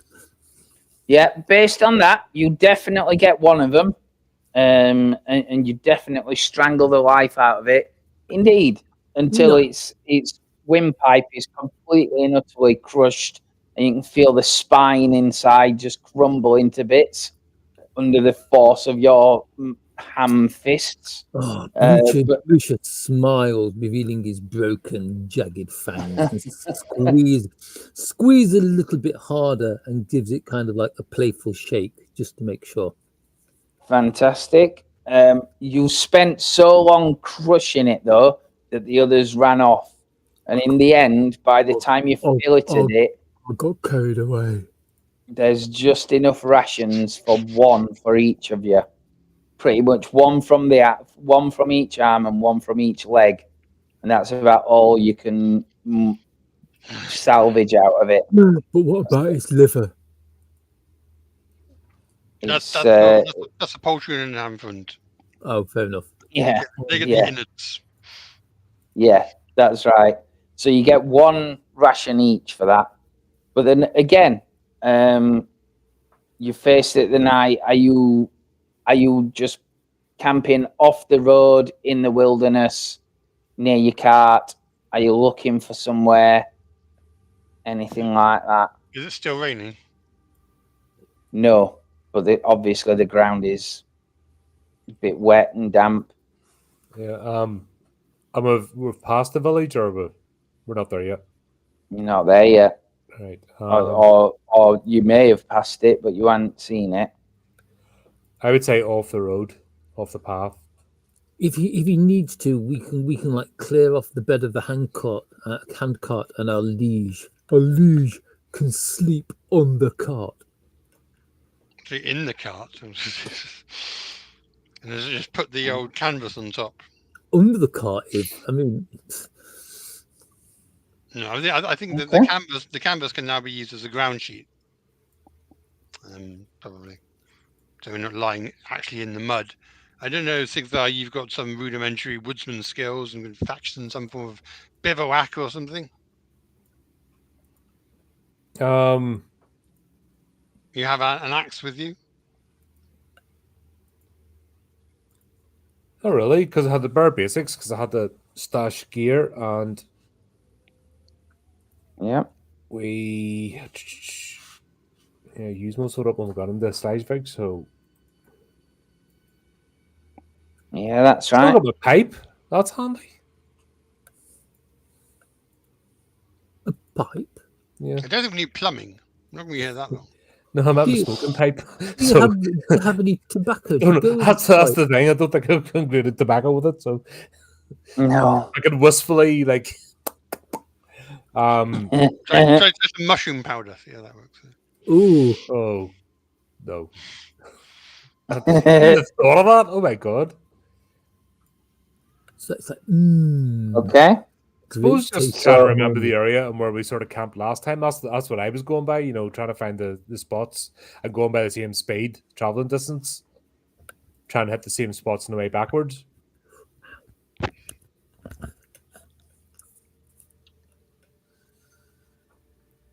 I think Oh. this is Bluetooth being far too smart for his own good. We should camp on top of a small hill. Because that Okay. way, if it rains, the water will flow down the hill. Well, we do have a cart. Yeah, but Not a also tarp. the fact that if we get attacked during the night, whatever attacks us has got to run uphill. Yeah. Bluetooth being a soldier.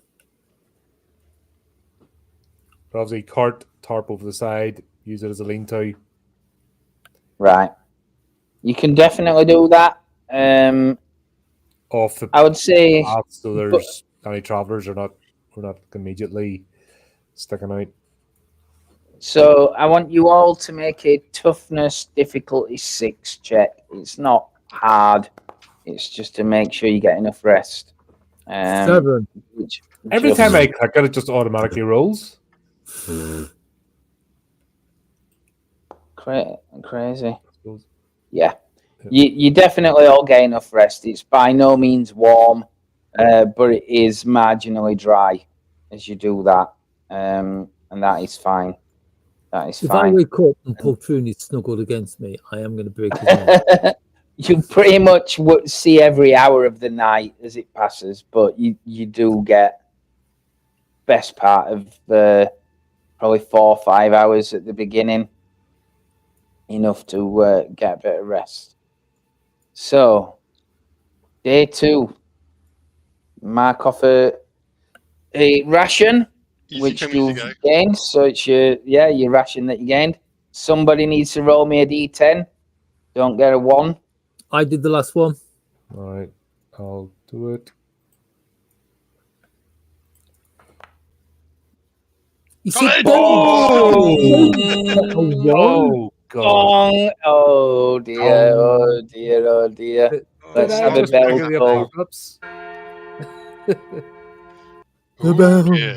No, that was Treyguard from Yeah, it was. Yes. Ooh, nasty. Nasty.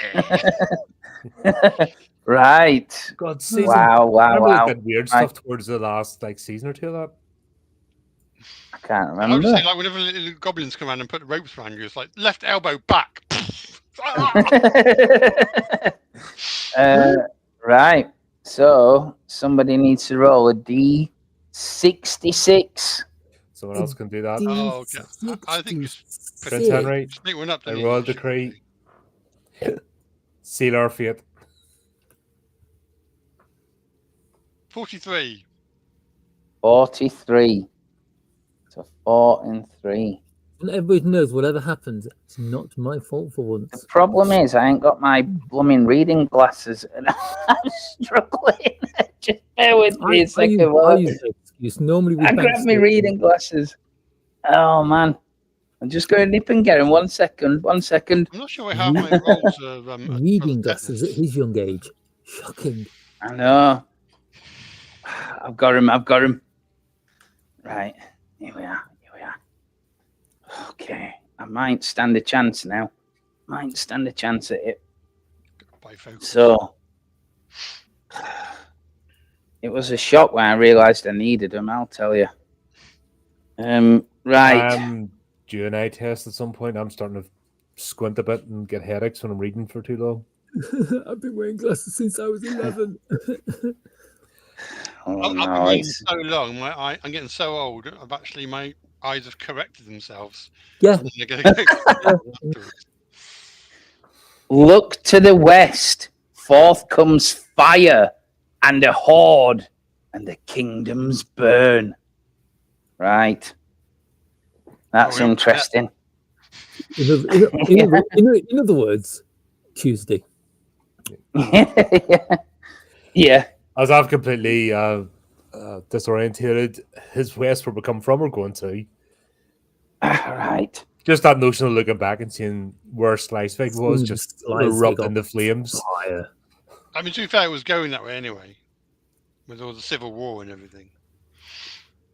We just hastened it along a little bit.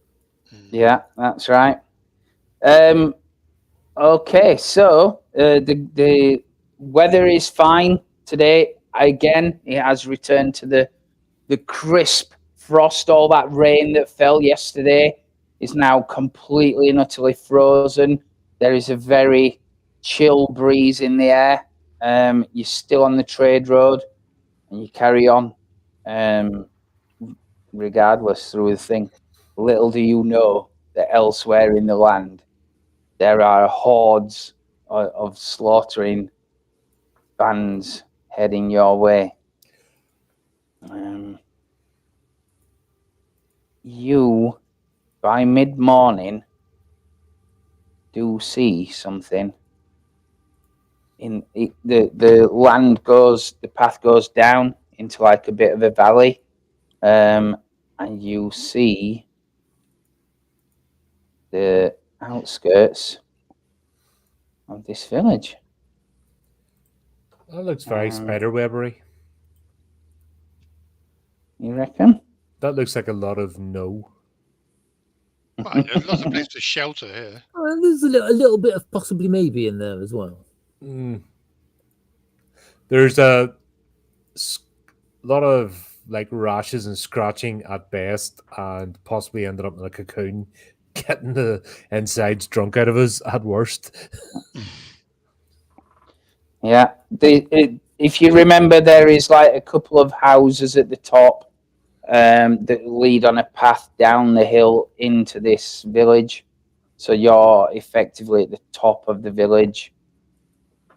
But the houses seem completely abandoned from looking at them outside.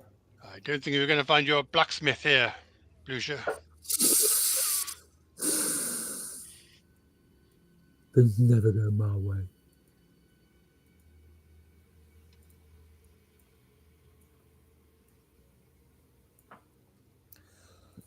All right. Trying to remember from last time, we didn't really stay here too long. Sort of passed around because we encountered the wickheads. I'm going to say, if it helps being thick, I will go first. I mentioned the wickheads and the encounter with them, and the old witch lady that seemed to control them, or the cult or whatever that was we encountered. Yeah. But looking around, this place seems abandoned, yeah.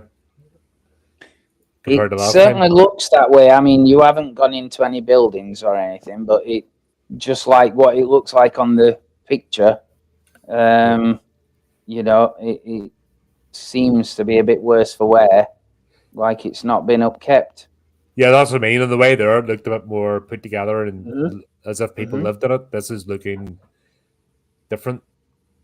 So maybe whatever's transpired. I sort of puzzled, scratched my head going, it was not that long ago. It's only a matter of weeks. That's right. This doesn't bode well. Is this not how you left it? No, and I explain that Mhm. basically it did look as if there was habitation. This looks as if years have gone past and not merely a number of weeks. Yeah. Yeah. You will see further into the village, kind of like on the side of the path, kind of like there are two bodies that are in the undergrowth. It looks like the undergrowth is kind of growing around them. Guess I'll go and investigate the bodies. Yeah. Okay. You head to the bodies. They are definitely like not recent deaths. Their bodies are sallow and yellow and shriveled. They look completely and utterly like desiccated. Whatever fluids were in them has probably gone somehow. But without, they're both kind of face down. But they do look unusual in that way.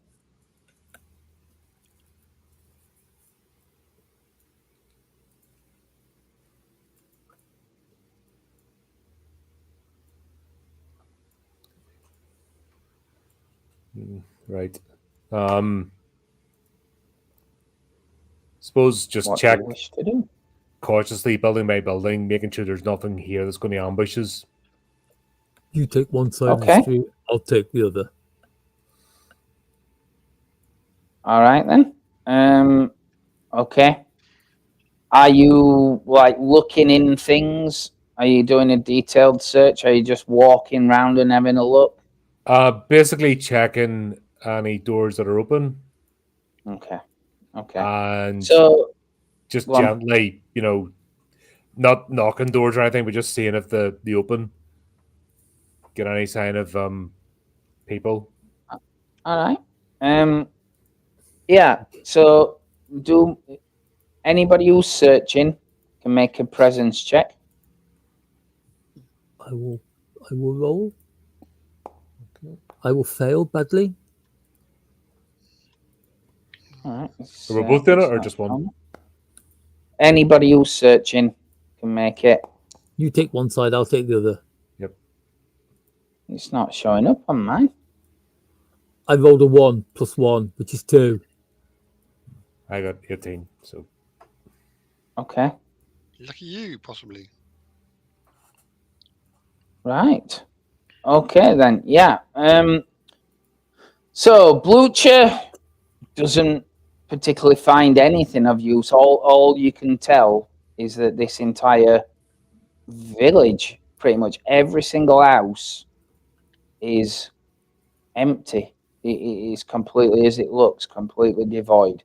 The things that probably Sigsvar picks up on that Blucher doesn't are there are two things. Certainly in one of the houses there seems to be it's not blood, it looks like bile, like a pool of bile in one of the corners that's dried into the what you may call it, into the floorboards. And the other thing that you notice is that there are absolutely nobody here apart from these two bodies down in this corner here. It's almost like, and I mean, you Sigsvar can probably make another presence check. See if you remember it. no. No. That's a bit like me in real life. What was that? Yeah. Pretty So remember 5 minutes ago. that is the information that you got. There's nothing, nobody here. There's no, like, they haven't left in a hurry or anything like that. They're just gone. Well, Just looks like this place is not here. abandoned. That's fine. We can set up camp then in one of the Yeah, this Food. this Is there fluffy any, stuff looks positively bouncy. Make a fine cover, I'm sure. food? Is there any livestock wandering around? Not one, Damn it. which is again weird. It definitely is like got the air of a tomb around here. We're not that far from the cemetery, are we? That's right, yeah. No, concern there's like a fully fledged cult operating the Wickman. It's completely abandoned. Doesn't bode well. I mean, with Something's happened. all these buildings, there should be some dry wood. Inside. Something has escalated. This is not how you left it. Absolutely not.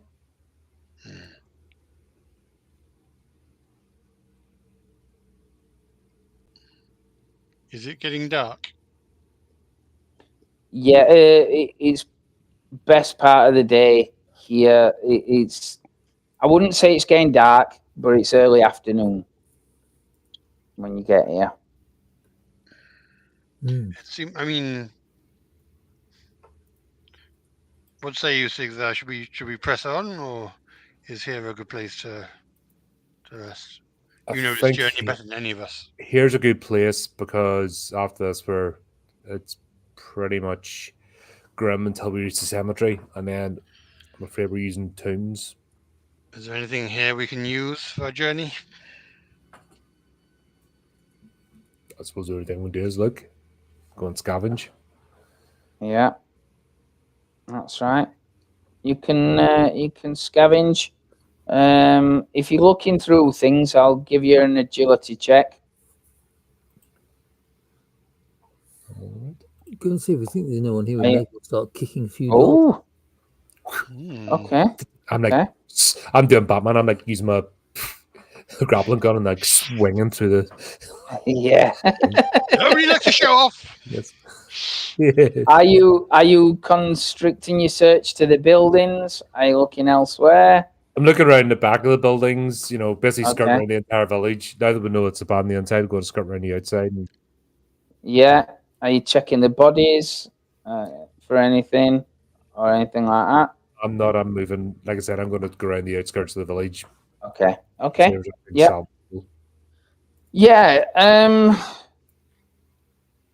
All right. The thing about it is that you don't find a single piece of food. That is crazy. There is not a single piece of food around here, but you can find things like a dagger or a pitchfork. You can definitely find them. You can find, bits of wood, maybe a cart that might need a bit of a repair, but it's there. But yes, you can find cloth. You just cannot find a person or a scrap of food anywhere.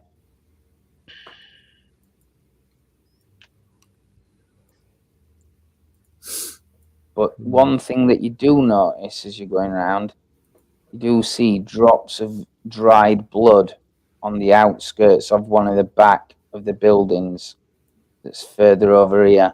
It's on like a chopping block. And there's a significant pool of it. But it just seems like it was located on that bit. And then obviously on the ground there might be a few drips. They head toward the woods, but other than that, that's it.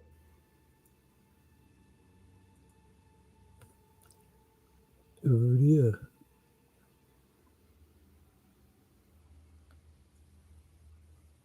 Right, there's obviously some sort of battle or fight that went down. Any sign of animal tracks? Any sign of any tracks? No.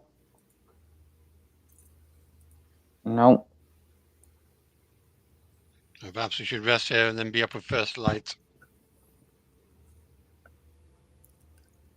Prepare to leave early. Yeah? You're resting here. Okay. I mean, I'm no outdoorsman. I will be led by those who have great experience. And ooh, mysterious numbers. Okay. Of course, every day we do. Yeah, every day we do rest. We're one step closer to doom. So perhaps we shouldn't just be burning our days quite so quickly. Yeah. So again, if you lost your omens, you can regain that. Are you setting watch at all or anything like that? And forcing the others to watch? I believe that would be the best sensible course. Okay. Complacency in this wilderness doesn't bode well. Wake up with slit throats. Okay. Oh, hang on.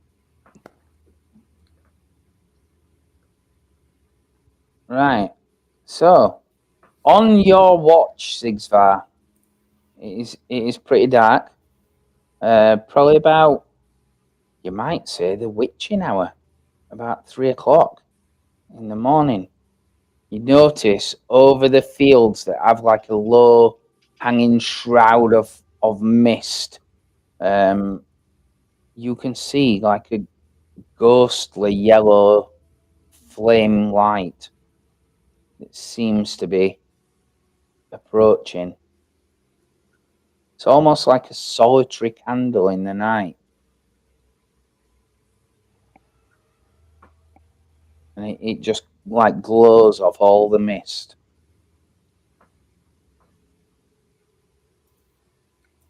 I'm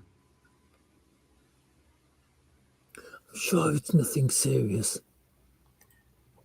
When you say moving towards us, at what sort of rate? Probably at the rate of somebody walking.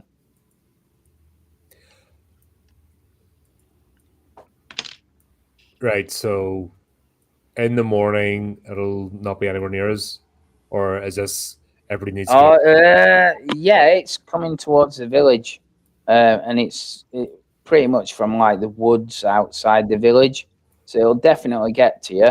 Okay, Probably in the next 10-15 minutes. I'm rising everybody then and getting them ready. Okay. We need to... Yeah. 5 more minutes. Yeah. I don't want to go to school today, Mummy. Neither do I. We need to move. Before breakfast? Yes. I'm sorry, there's no second breakfast either. Okay. You look up again. You look to the path that you're going to take. You see another candle in the mist from the opposite direction that is coming your way. Fellow travellers. There might be wickheads. You say kids? No, wickheads. Wickheads. Not dickheads. Do we know what wickheads are? I do. Yeah. I did describe them as in when we approached the village. Okay. Yes. For the if there's any audience, I will show you what they are as well. There are a few people watching. Awesome.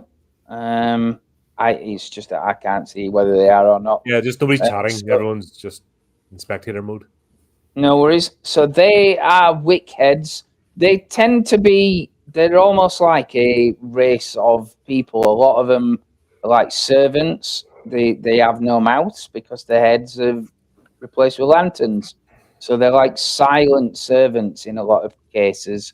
Some are good, some are not so good. Depends. A lot of them are mysterious, and some of the bodies are thin and gaunt like that and straggly, and some are immensely muscular. And the ones that you saw were definitely like more muscular last time you were here. I'll see if I can find the guy again. See if I can find him, but that's, yeah. Those were the kind of the ones that were there. Well, thankfully, they illuminate their way. We should be easy to avoid them.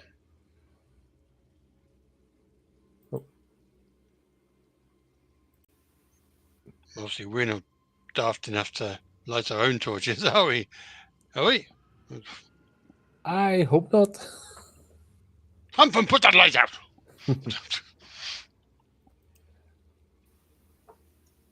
So what are you doing?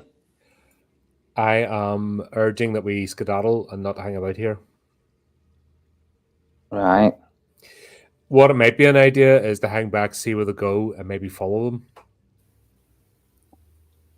Okay.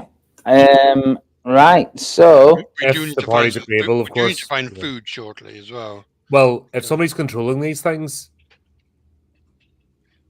there's two Yeah. there's two possibilities here. They're wandering aimlessly with no master on automatic pilot, or what the hell? Again? Just lost Flea there briefly. what have you? Are we what? Are we dropping out? No, Flea is. All right. I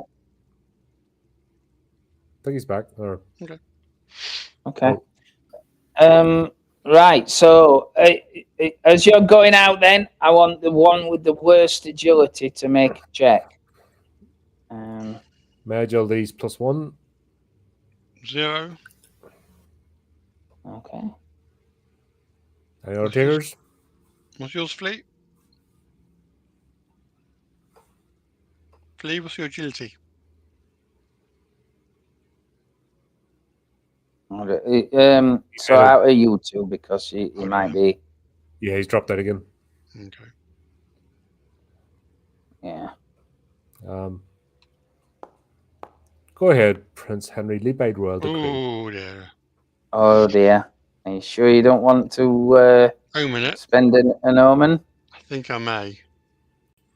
Okay, because it's misty, it'll pretty much drop to difficulty 10 on this one. Hello, hello. Yes! There we go. Oh, sorry about that. What's You all got right? it. There's my kids approaching. God, my God, I think there's wickheads in charge of my bloody internet tonight. Oh. I'm Oh, the Wicked's at Virgin. Oh dear. Oh dear, oh dear. Right. Me. It's usually me who does that, but okay. So you made the check? Pretty good. You do manage to avoid them. They clearly knew the building, and they head for the building where you were, and it is undoubtedly that they are wickheads. They are moving about in the building. Are you getting out of there while they're confused, or are you watching what they do? So that's what I was. See what the group thinks. We follow them to see where they return to. Mm-hmm. Because if there's somebody controlling them or civilization of some sort, we can maybe ambush them and get some food, because we can't carry on the way we are, because there's quite a bit. There's about a week's worth of journey, and I know there's nothing in the cemetery. Yeah. Yes. Okay. We're not going to survive 7 days without food and water. Yeah, so perhaps there's some wise woman who can provide us with additional sustenance. Well, if you Okay. send them wickheads after us, we're going to have to speak to her with a sword in the gullet. Yeah. So they don't look around the area. You notice that as they come out, they don't split up either. They head where the first one that you saw was, back over the fields towards the forest. Are we going to follow them? No.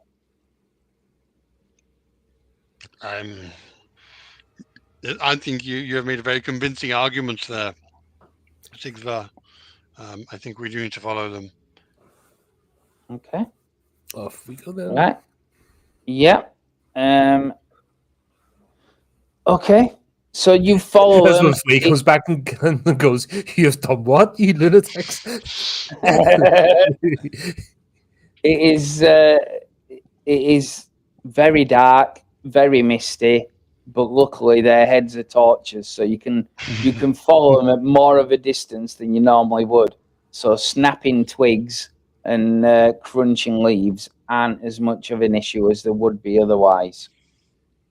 Eventually, in the darkness, all of a sudden, the lights kind of like move in elevation, like they're not at head height anymore, and they go out.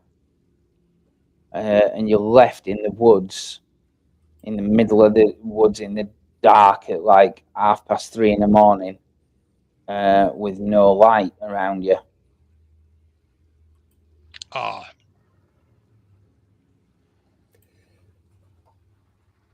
Well, this is concerning.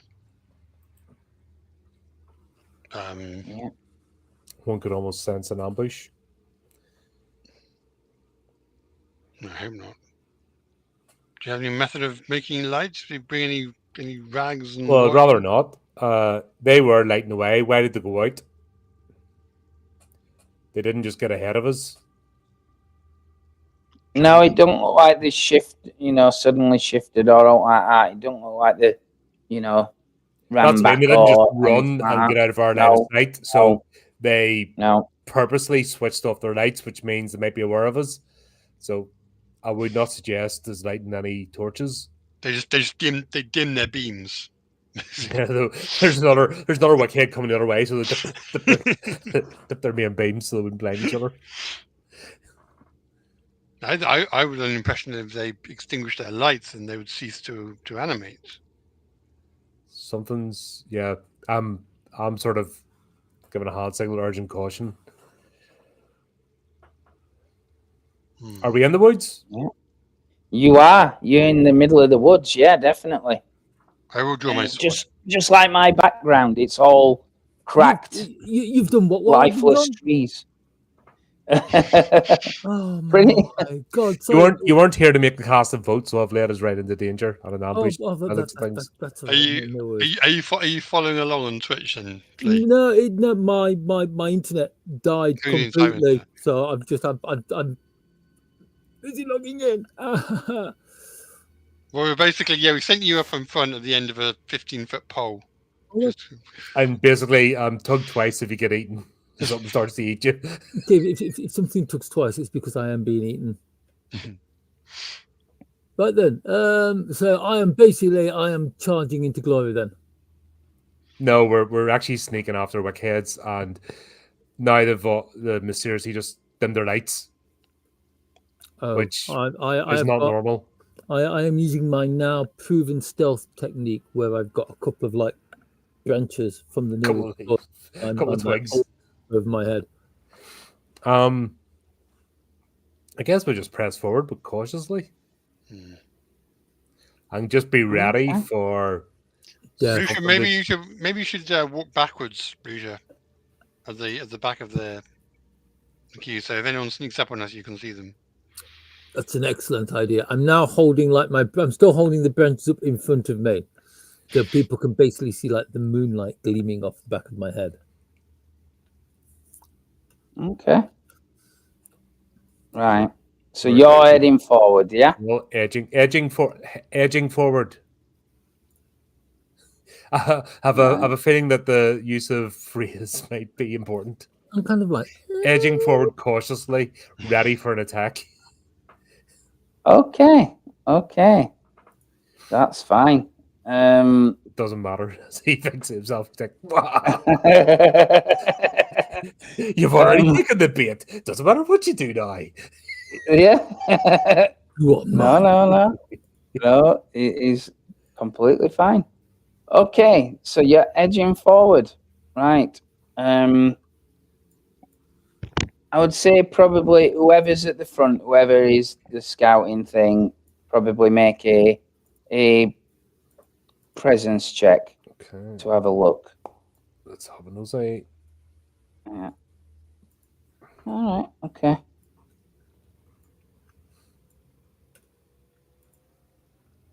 Yeah, that is decent. Pretty decent. All right. Okay.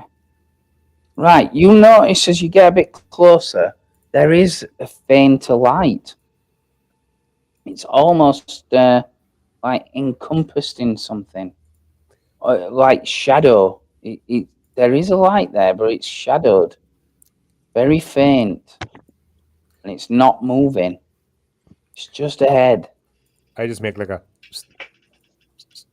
sound Okay. just for everyone to know. Yeah. What was it? The sound of Dan It- Dwarf? Yeah. You watch it for a good 3 minutes, and it just doesn't move. It's just stationary. Maybe like the wick is like taking its head off and just hung it from a tree, while its body is sneaking around behind us. Can they do that? I don't know. Don't give him ideas. Now, new page of rules is getting written into Mork Borg. Yeah, that would be cool. So It is a trap. It's just swinging there. You know, it winks at us as then the body attacks. yeah. Um. Are you continuing forward? Yep. Even more cautiously and even more ready for an attack. Right. Okay. Eventually, the I'm missed glad there aren't parts. stress dice in this game. The missed parts, and this is what you see. There's no chicken legs, so it's not Baba Yaga's house. But it also doesn't look like a hobbit hole either. No, there is like an unusual shadow at the door. It seems to be muffling that candle, but not entirely. And that is what you see. Okay. Well, I suppose we should introduce ourselves. As I'm slightly ahead, I'll just sort of mosey back and I'll whisper in everybody's ears what I've seen, and then we'll decide what's the best way. Should we just go and knock, or would that be the polite thing to do? I don't know about that shadow thing. It looks a bit. Do we go into another dimension where everything's peaches and roses, or? I mean, she's probably got food in that house. Looks. Or we might be the food. It looks like This the kind house of, gets food. it does look like the kind of house that would have food in it. She may have other villagers in there. Like I say, it does look like the kind of house that would have food in it. There is a homely sort of inviting look, which makes me even more suspicious. But at the same time, it's that or a hard week's trek with, I know for a fact, no food or water. Doesn't look like it's made of gingerbread. I think we'll be fine. Well, at least if it was gingerbread, we'd just chop the house up and take it with us. Chop the witch up, take the house with us. There's no nutritional value in gingerbread. Lies, lies. I don't believe that. Mostly sugar. Well, yes. I mean, I suppose we must. What do you think? Politely knock? Yes. Someone should knock. And I'm not going to knock myself, obviously. Well, of course, you know, obviously it's only peasant hands are made for knocking doors, not right? No, I'm going to do it then. Yeah. Fine. Would you No, like no, me, I shall walk up, right, no, knock the door. Would you like me to knock on the door or knock through the door?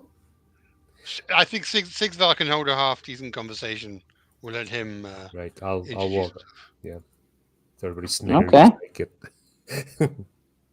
it. Before I go to the door, I'm just I'm gonna wave my hand in front of that shadow. Is it like an operation? Are you touching the shadow? No, I'm waving my hand in front of it to see if it shimmers or anything, or No. Wouldn't you be better off to kind of like ram a Doesn't. torch up its arse or something like that? See what happens. is there's better be a twig or something? I'm gonna pick up a twig Hmm. and I'm gonna Yeah. Twigs everywhere. yeah. So I'm gonna like a long branch, and I'm gonna knock the door through the shadow. Because if it disintegrates my sword, I Yeah. don't want to disintegrate my sword. If that might be a thing. That's fine. You do that. You knock at the door. It doesn't seem to do anything to the twig. And by the way, Flea, you did find like daggers and things like that, so I can give you a dagger if you wish. Oh my god, I will take it. Uh, It'll probably be like a penknife in my hand, but yeah, I will take a dagger. mhm. Yes. So you knock at the door. You hear movement inside. Now look what you've done. Definite movement. Sounds like a chair scraping on floor.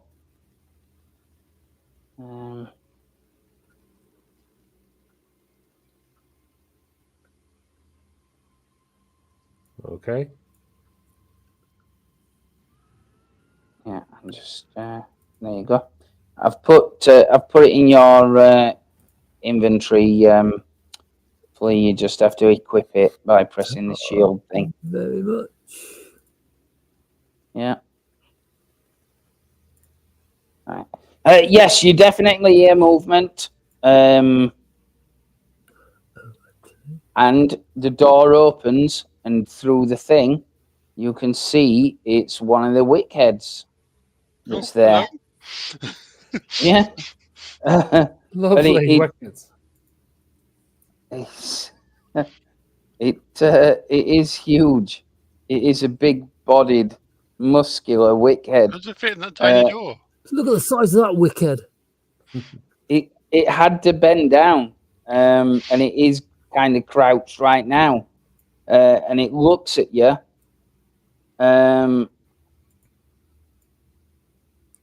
it doesn't move, but it glances behind it. I'll just ask as casually as I have, would the master or mistress of the house be prepared to offer shelter to 4 weary travelers? Okay. You asked that? Yep. Another wickhead comes to the door, and it's got a sword in its hand. Quite a big, beefy broadsword. I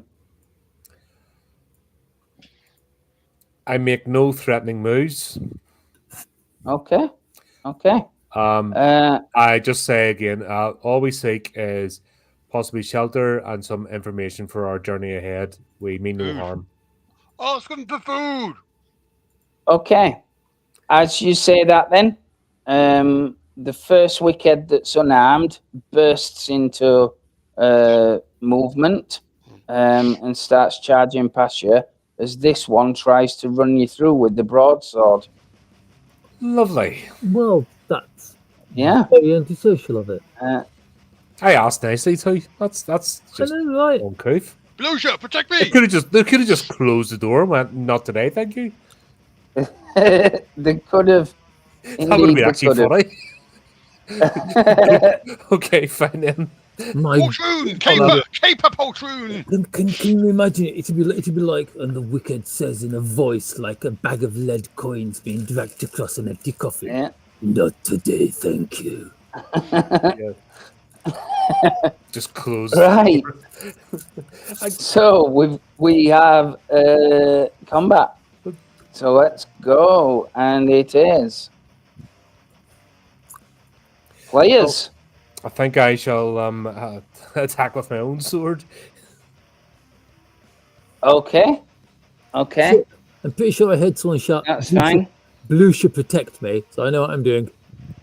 I also said poltroon, caper, so you get your bonuses.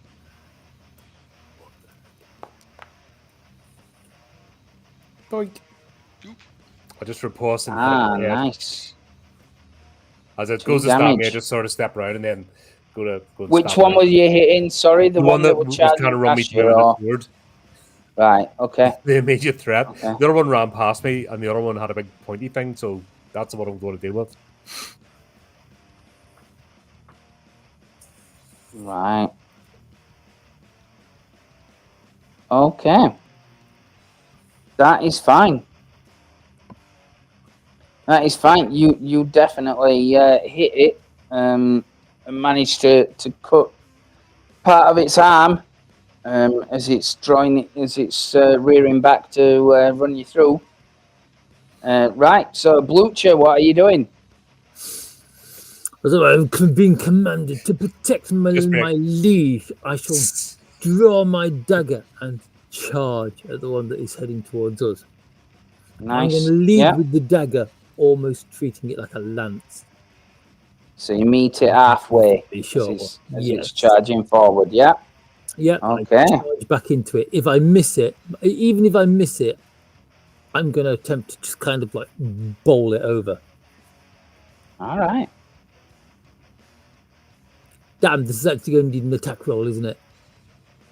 It is, yeah. So if you've equipped your dagger, I have. you can just press your dagger, and it should be fine. Nope, that's far from fine. Right. Okay. Any chance I can strength test to see if I like knock it over?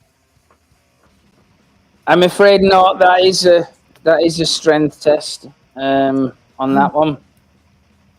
So I'm afraid not. But what does happen is as you charge and you lunge forward with your dagger, this thing is far more agile than you believe, and it kind of grabs your arm, rolls over your back, lands on the other side, and continues charging as you're still facing the other way. Well, that's just not on.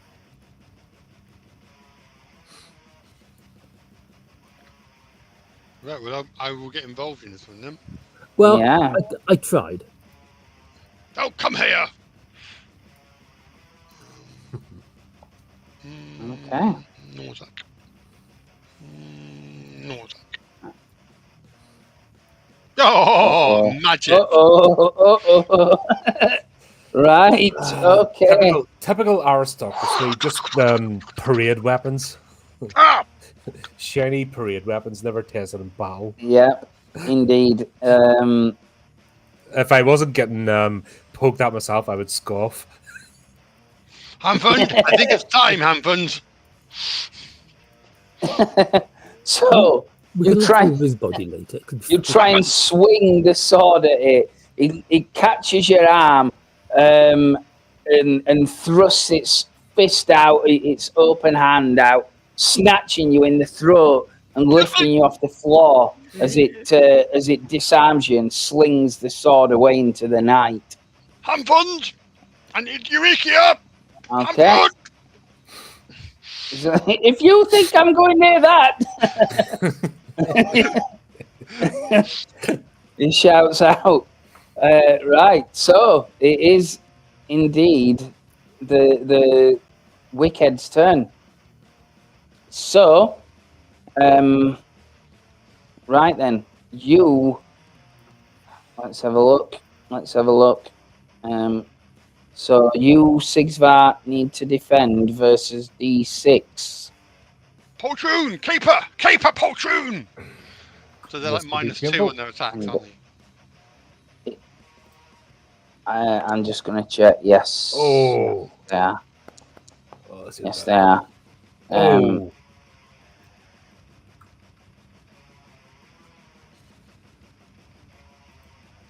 Right. Okay. It's still at you, so yeah, you take 2 damage. It's still at you as it pierces your side.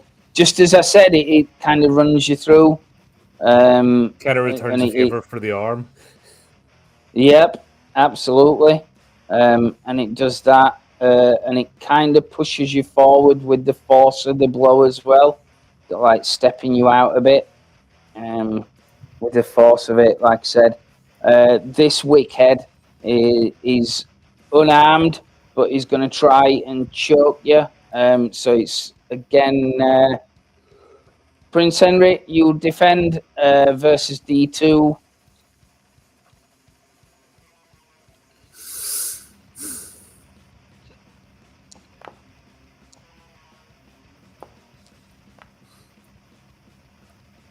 Okay. You're all right. You're all right. As it's struggling to catch on to your actual throat, it's trying to grip you hard enough to do Quality damage. chainmail. See you then. Indeed. Right. Next turn. Next turn it is Da-da-da. a 3, which Oh, is no. enemies. Right. Okay. So the wicked on Sigsvar is going to try and hurt you with the cut. Can I defend? Yeah. But doink. What the hell was that? Oh, you bugger. Right. It pulls the sword out, tries to chop you with it, but it hits your armor, pushing you a little bit, but not significantly.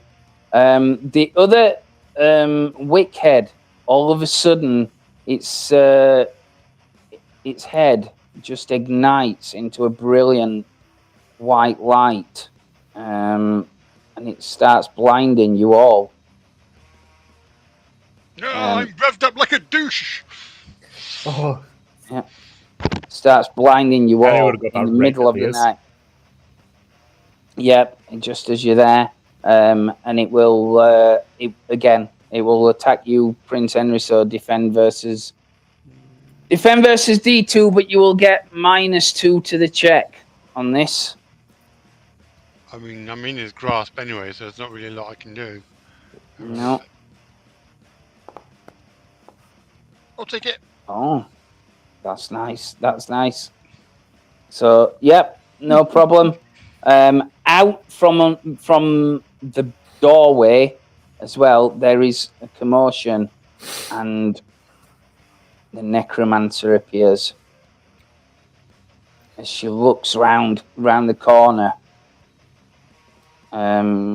is it the same necromancer? Do I recognize her? I will show you. Yeah. Have you ever considered letting the basilisk into your life? Oh.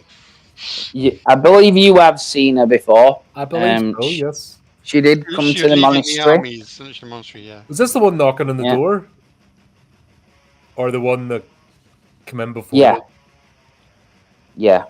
She knocked on the door of the Yeah. monastery. This is the one, little pig, let me in. And we were like, no. That's Go, right, go, that's go, right. Ran like Somehow that. I don't Yeah. think she's got much food in there. Yep. And she starts chanting. So your guy's turn. Oh, there's no need for chant. Oh, great. There's no need for. Do I run and save my liege? Or do I go and attempt to neck the necromancer?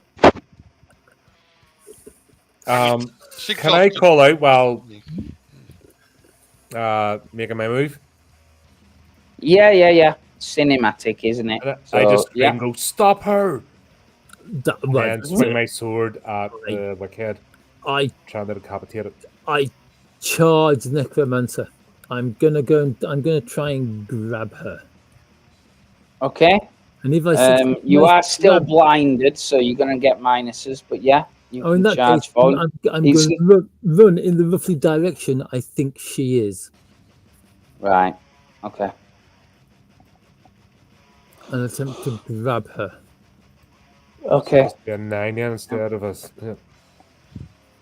Yeah. Not 99. Let's not do that. That would be rather poor.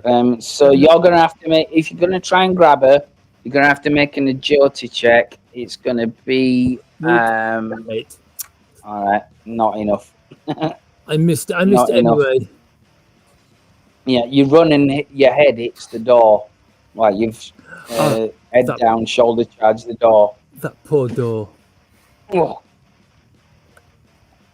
As you're there. Okay. Right, Sigsvar. Let's do it. Oh! Yeah, so I swing wildly for its head again. Just sort of glance off It does clang. Yeah, clang off the lantern that's on its head. Yep. Punch your bloody lights out! Right, okay, so I've got so much. That's what we're trying to do. How do I do an unarmed attack? Just a strength or? Yeah, just strength on that one. Difficulty 14 it is in total. Oh. Take it. Yeah, got it. So It is a D2 damage, and I roll my armor. Ooh, if you get 2, you've hurt it. Winged it. Where's the little thingy? Just roll a D4. 1, 2 is 1, 2. 3, 4 is 1, 2. Or I can do. Ooh. Oh, screen, sorry. I can't remember how you do coins. I think if you switch, you know, when you click the dice, Yes, that's and why we I've change been it to a doing D. So if I do this, no, it does not going to have any effect on the game, but Forces. yep. Oh, So whenever you click one of the dice, it brings up the code before you roll. Yeah. And So if you just change the switch it to 4 D2. no! Yeah. That's a shame. Right. You punch it. And maybe should have went with mine. Do you want to use mine instead? Yeah, the ting of the glass. Ting of the glass, but like I said, it's pretty blinding. Yeah. That's your guys' go. That's end of the round, I think, isn't it? So next No. turn. Again.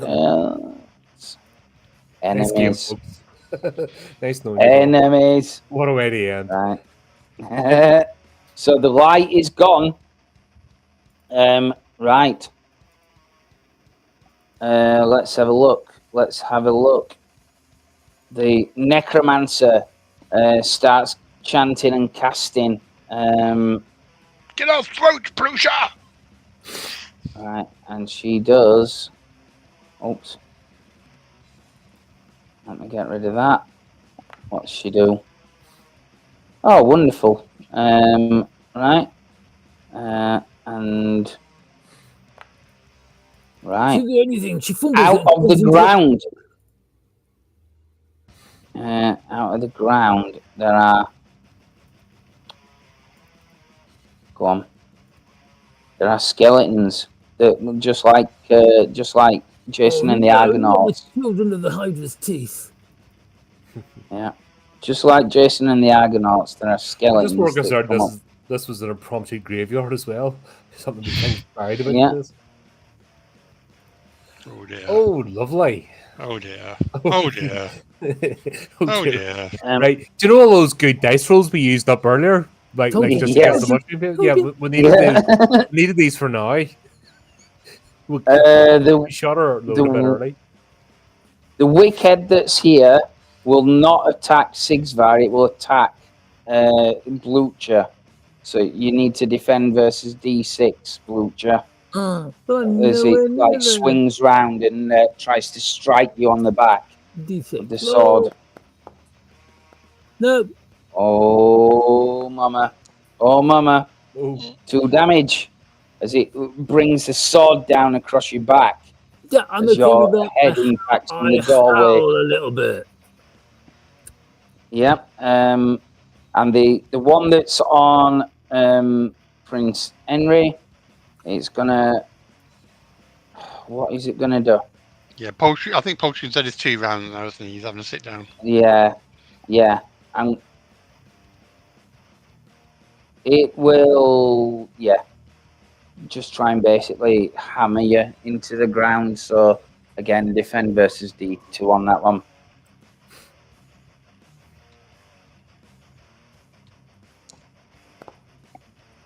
Ooh. Oh, you're lucky. You're lucky. It's that armor is stopping it. Caught the armor. Right, fine. Right, but these skeletons, they have. What have they got? They have short swords with D4 damage, so they're gonna start moving forward. 1, 1. Ah. Just like that. So Blucher needs to defend 2 attacks versus D4. Oh my god. Sigsvar defends 1 attack versus D4. Don't get distracted. Focus on the witch. Lol. Nope, didn't make that one No, we either. need to take her out. Annie, she hangs about any much. Oh, you're lucky. Get swarmed. Oh. Second one. 2 damage. Okay. Jesus wept. Oh shit! 2 damage on blue shirt. Yeah. Right. And then and there's an attack on Prince Henry as well with D4 damage. D4 damage. Ooh. So you need to defend it. Yeah. Oh, Ha! Unbelievable. Right. hang on. It's the only thing keeping us in the game right now. Just It is. It like our is. lucky stars and go with it. Right. You guys' turn. I am going to try and race past the wickhead and just go straight for the witch. All right. You can Recognizing do that that. the longer she's in the game, Poltroon, pass me Eureka from Yeah. that stupid boy. Yeah. She shouts, "Protect me!" Not a chance because if Sigvard misses, I'm going to rip her throat out. oh. So just by barging my way through, I go to run her through the sword, but just narrowly miss. She's only got D2 armor. She's only got D2 armor. Huh? You defaulted to D4 because you've done the scaling bobs. Yeah. She's only got D2 armor. So did she get one? Got any. So Well, I take 1 damage out of it? well, you dealt 1 damage. She defended 2, so no. But you know, when you're doing your thing, you're rolling D6, but you've got it at default of D4, All right. and it should be a default of D2. Yeah, skeletons, so you know, have no armor. Right. I was aiming for the necromancer. Yeah. She. Oh, she's D2, right? Okay. has I was armor. close. Right, Yeah, okay. yeah. I was Yeah. disadvantaging myself. So you do slash, but leather kind of corselet takes the brunt of it. As she's so- distracted with Sigvar, I'm gonna grab her arm in one hand, her hair with the other, yank her head to one side, and sink my fangs into her neck. Oh, nice. If the roll works, Okay. that is. Do I get any bonus Okay. for the fact that Sigvard is there? No, because you're in the basis of that, I would be getting major bonuses for you being outnumbered. This is true. Um, I get That does not matter. 18. I'll do 2 points of damage to her. oh, I sink my teeth into her and then, not so much pulling my head away, I push hair away as I pull my head back, ripping a bloody chunk out the side of her neck. She screams. Which, as I poise, ready for my next attack, start to Yeah. chew. Oh, nice. You can yeah. see, Look, you can see the bright kind of gleam of fresh muscle under bloody smears as this gore oozes out. And when Fresh we gore. when we before she finish this, quickly, bacon sandwich.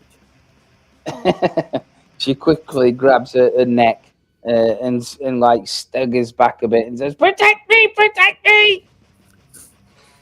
Yep. Right, that's you done, Prince Henry. I basically want Poltroon to bring me the sword if Hanfun's not going to do it. Bring me Eureka! Yeah, there's something you have to do with Amfund, isn't there? I think he runs off and you've got to go and find him. Yeah. But he hasn't run off, he's on screen. So yeah. basically I'm delegating to Poltroon, who's probably quite exhausted after his capering earlier. So he might not be able to do it, but that's what my character is trying to do. Yeah. You're gonna have to make it. Out, where's my sword? Like what a knobber. So for your well, all Hanfun does is he looks after a cursed sword, because if the curse goes off, it means that it hits him rather than me. Yeah. That is his sole role in life, is to be there in case that curse goes off. Wow. So make a presence check, and Difficulty 12. If you succeed, you frighten him enough that he will do it. Oh, I got it. Just. Yeah, he will grab the sword off him, and he hands it to you. He's not going anywhere near him, but he will hand it to you. So do I get an attack? Not really. Not That this round, turn was okay. you getting the sword. Cool. Yeah. Cool. Okay. So I believe that was the end, was it not? Because it was the end to start. So I'm pretty sure we all got the attacks for some reason that I can't remember. Oh, Damn it, that'll work one day. Right. Well, as it happens, it is in your favour because it's your turn again. Mr. Sfigsvard, sir, after you. I shall try to stab her in the throat and finish off the job you so nicely started. As Right. I've taken half Okay. the head off, I'd just like to take the other half. Oh, get Oh, so straight through the. Oh, come on. Oh, Whoa! straight through the Whoa! chin. Right. As she reaches her You- hand to her neck, I just thrust the sword straight into the larynx and just straight up through her head. No more chancing for you. Yeah. She You doesn't- can do that as a mode of death if you want. I'm going to give you the option to roll on the table, but I that think sounds I would like that. even cooler. She doesn't get a chance to do her last speech to the cherry blossom. Yeah. either. No, and I just Yeah. hope that drops the skeletons, or else we've still got a fight ahead of us. This is Mork Borg. What do you think's going to happen? Yeah. Look at, we can remain hopeful. Let's not give in to despair. We might make it through this round. This will not be the last session. All it means is the person that were controlling them has gone, so they're free to do what they wish now. Maybe Yeah. make us a cup of tea and apologise. Run away.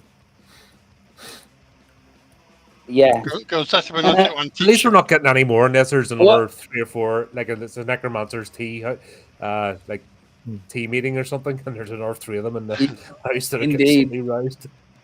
As it happens on their turn, I will make a morale check, because that is significant what you've just done.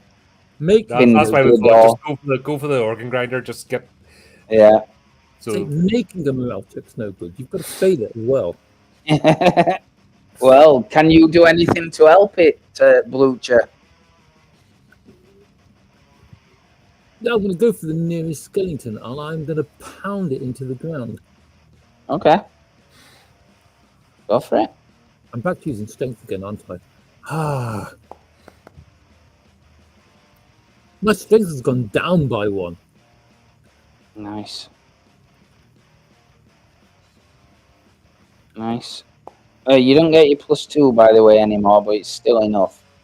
I can do 1 point. Yeah. That is cool. Still That's hit it fine. hard- Still hit it hard enough to rattle its teeth. No, That's just so it it. squishes down and it becomes 2 arms and legs going. Yeah. Head. Prince Henry. Eureka, speak for me! They've got no armor, so onto the skilling mob.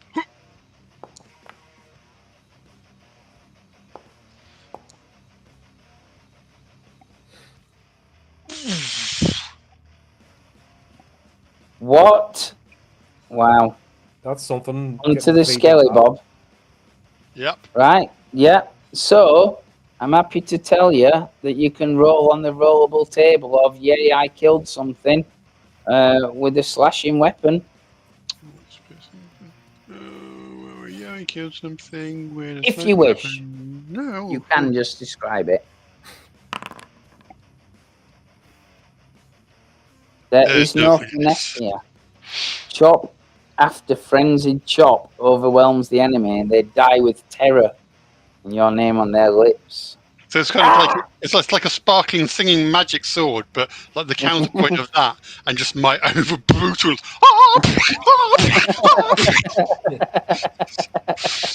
Lighter, speak to me, lighter. Absolutely. Right. So that's smashed to pieces completely and utterly. My checks, I need to roll a morale. Oh dear. Right. these skeletons are having none of it. They're free. They're off. They don't want any part of this. As they just see what's left of them dismantled. What The about the Lighthouse family? I like it. The Lighthouse family again. They're gonna do. They're gonna blaze their things. That temporarily blind you. They're gonna make a morale as well. Okay. And they are gonna stay. So the one that's there is gonna try and attack Sigsvar, I think, and kill him for what he's done. So he's gonna do defense versus D6. I think it was for the pointy thing.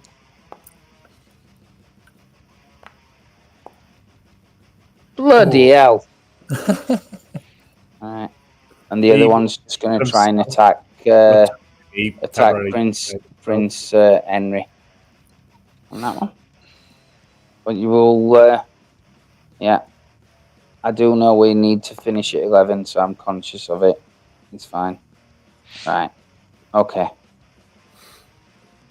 Unbelievable. Right.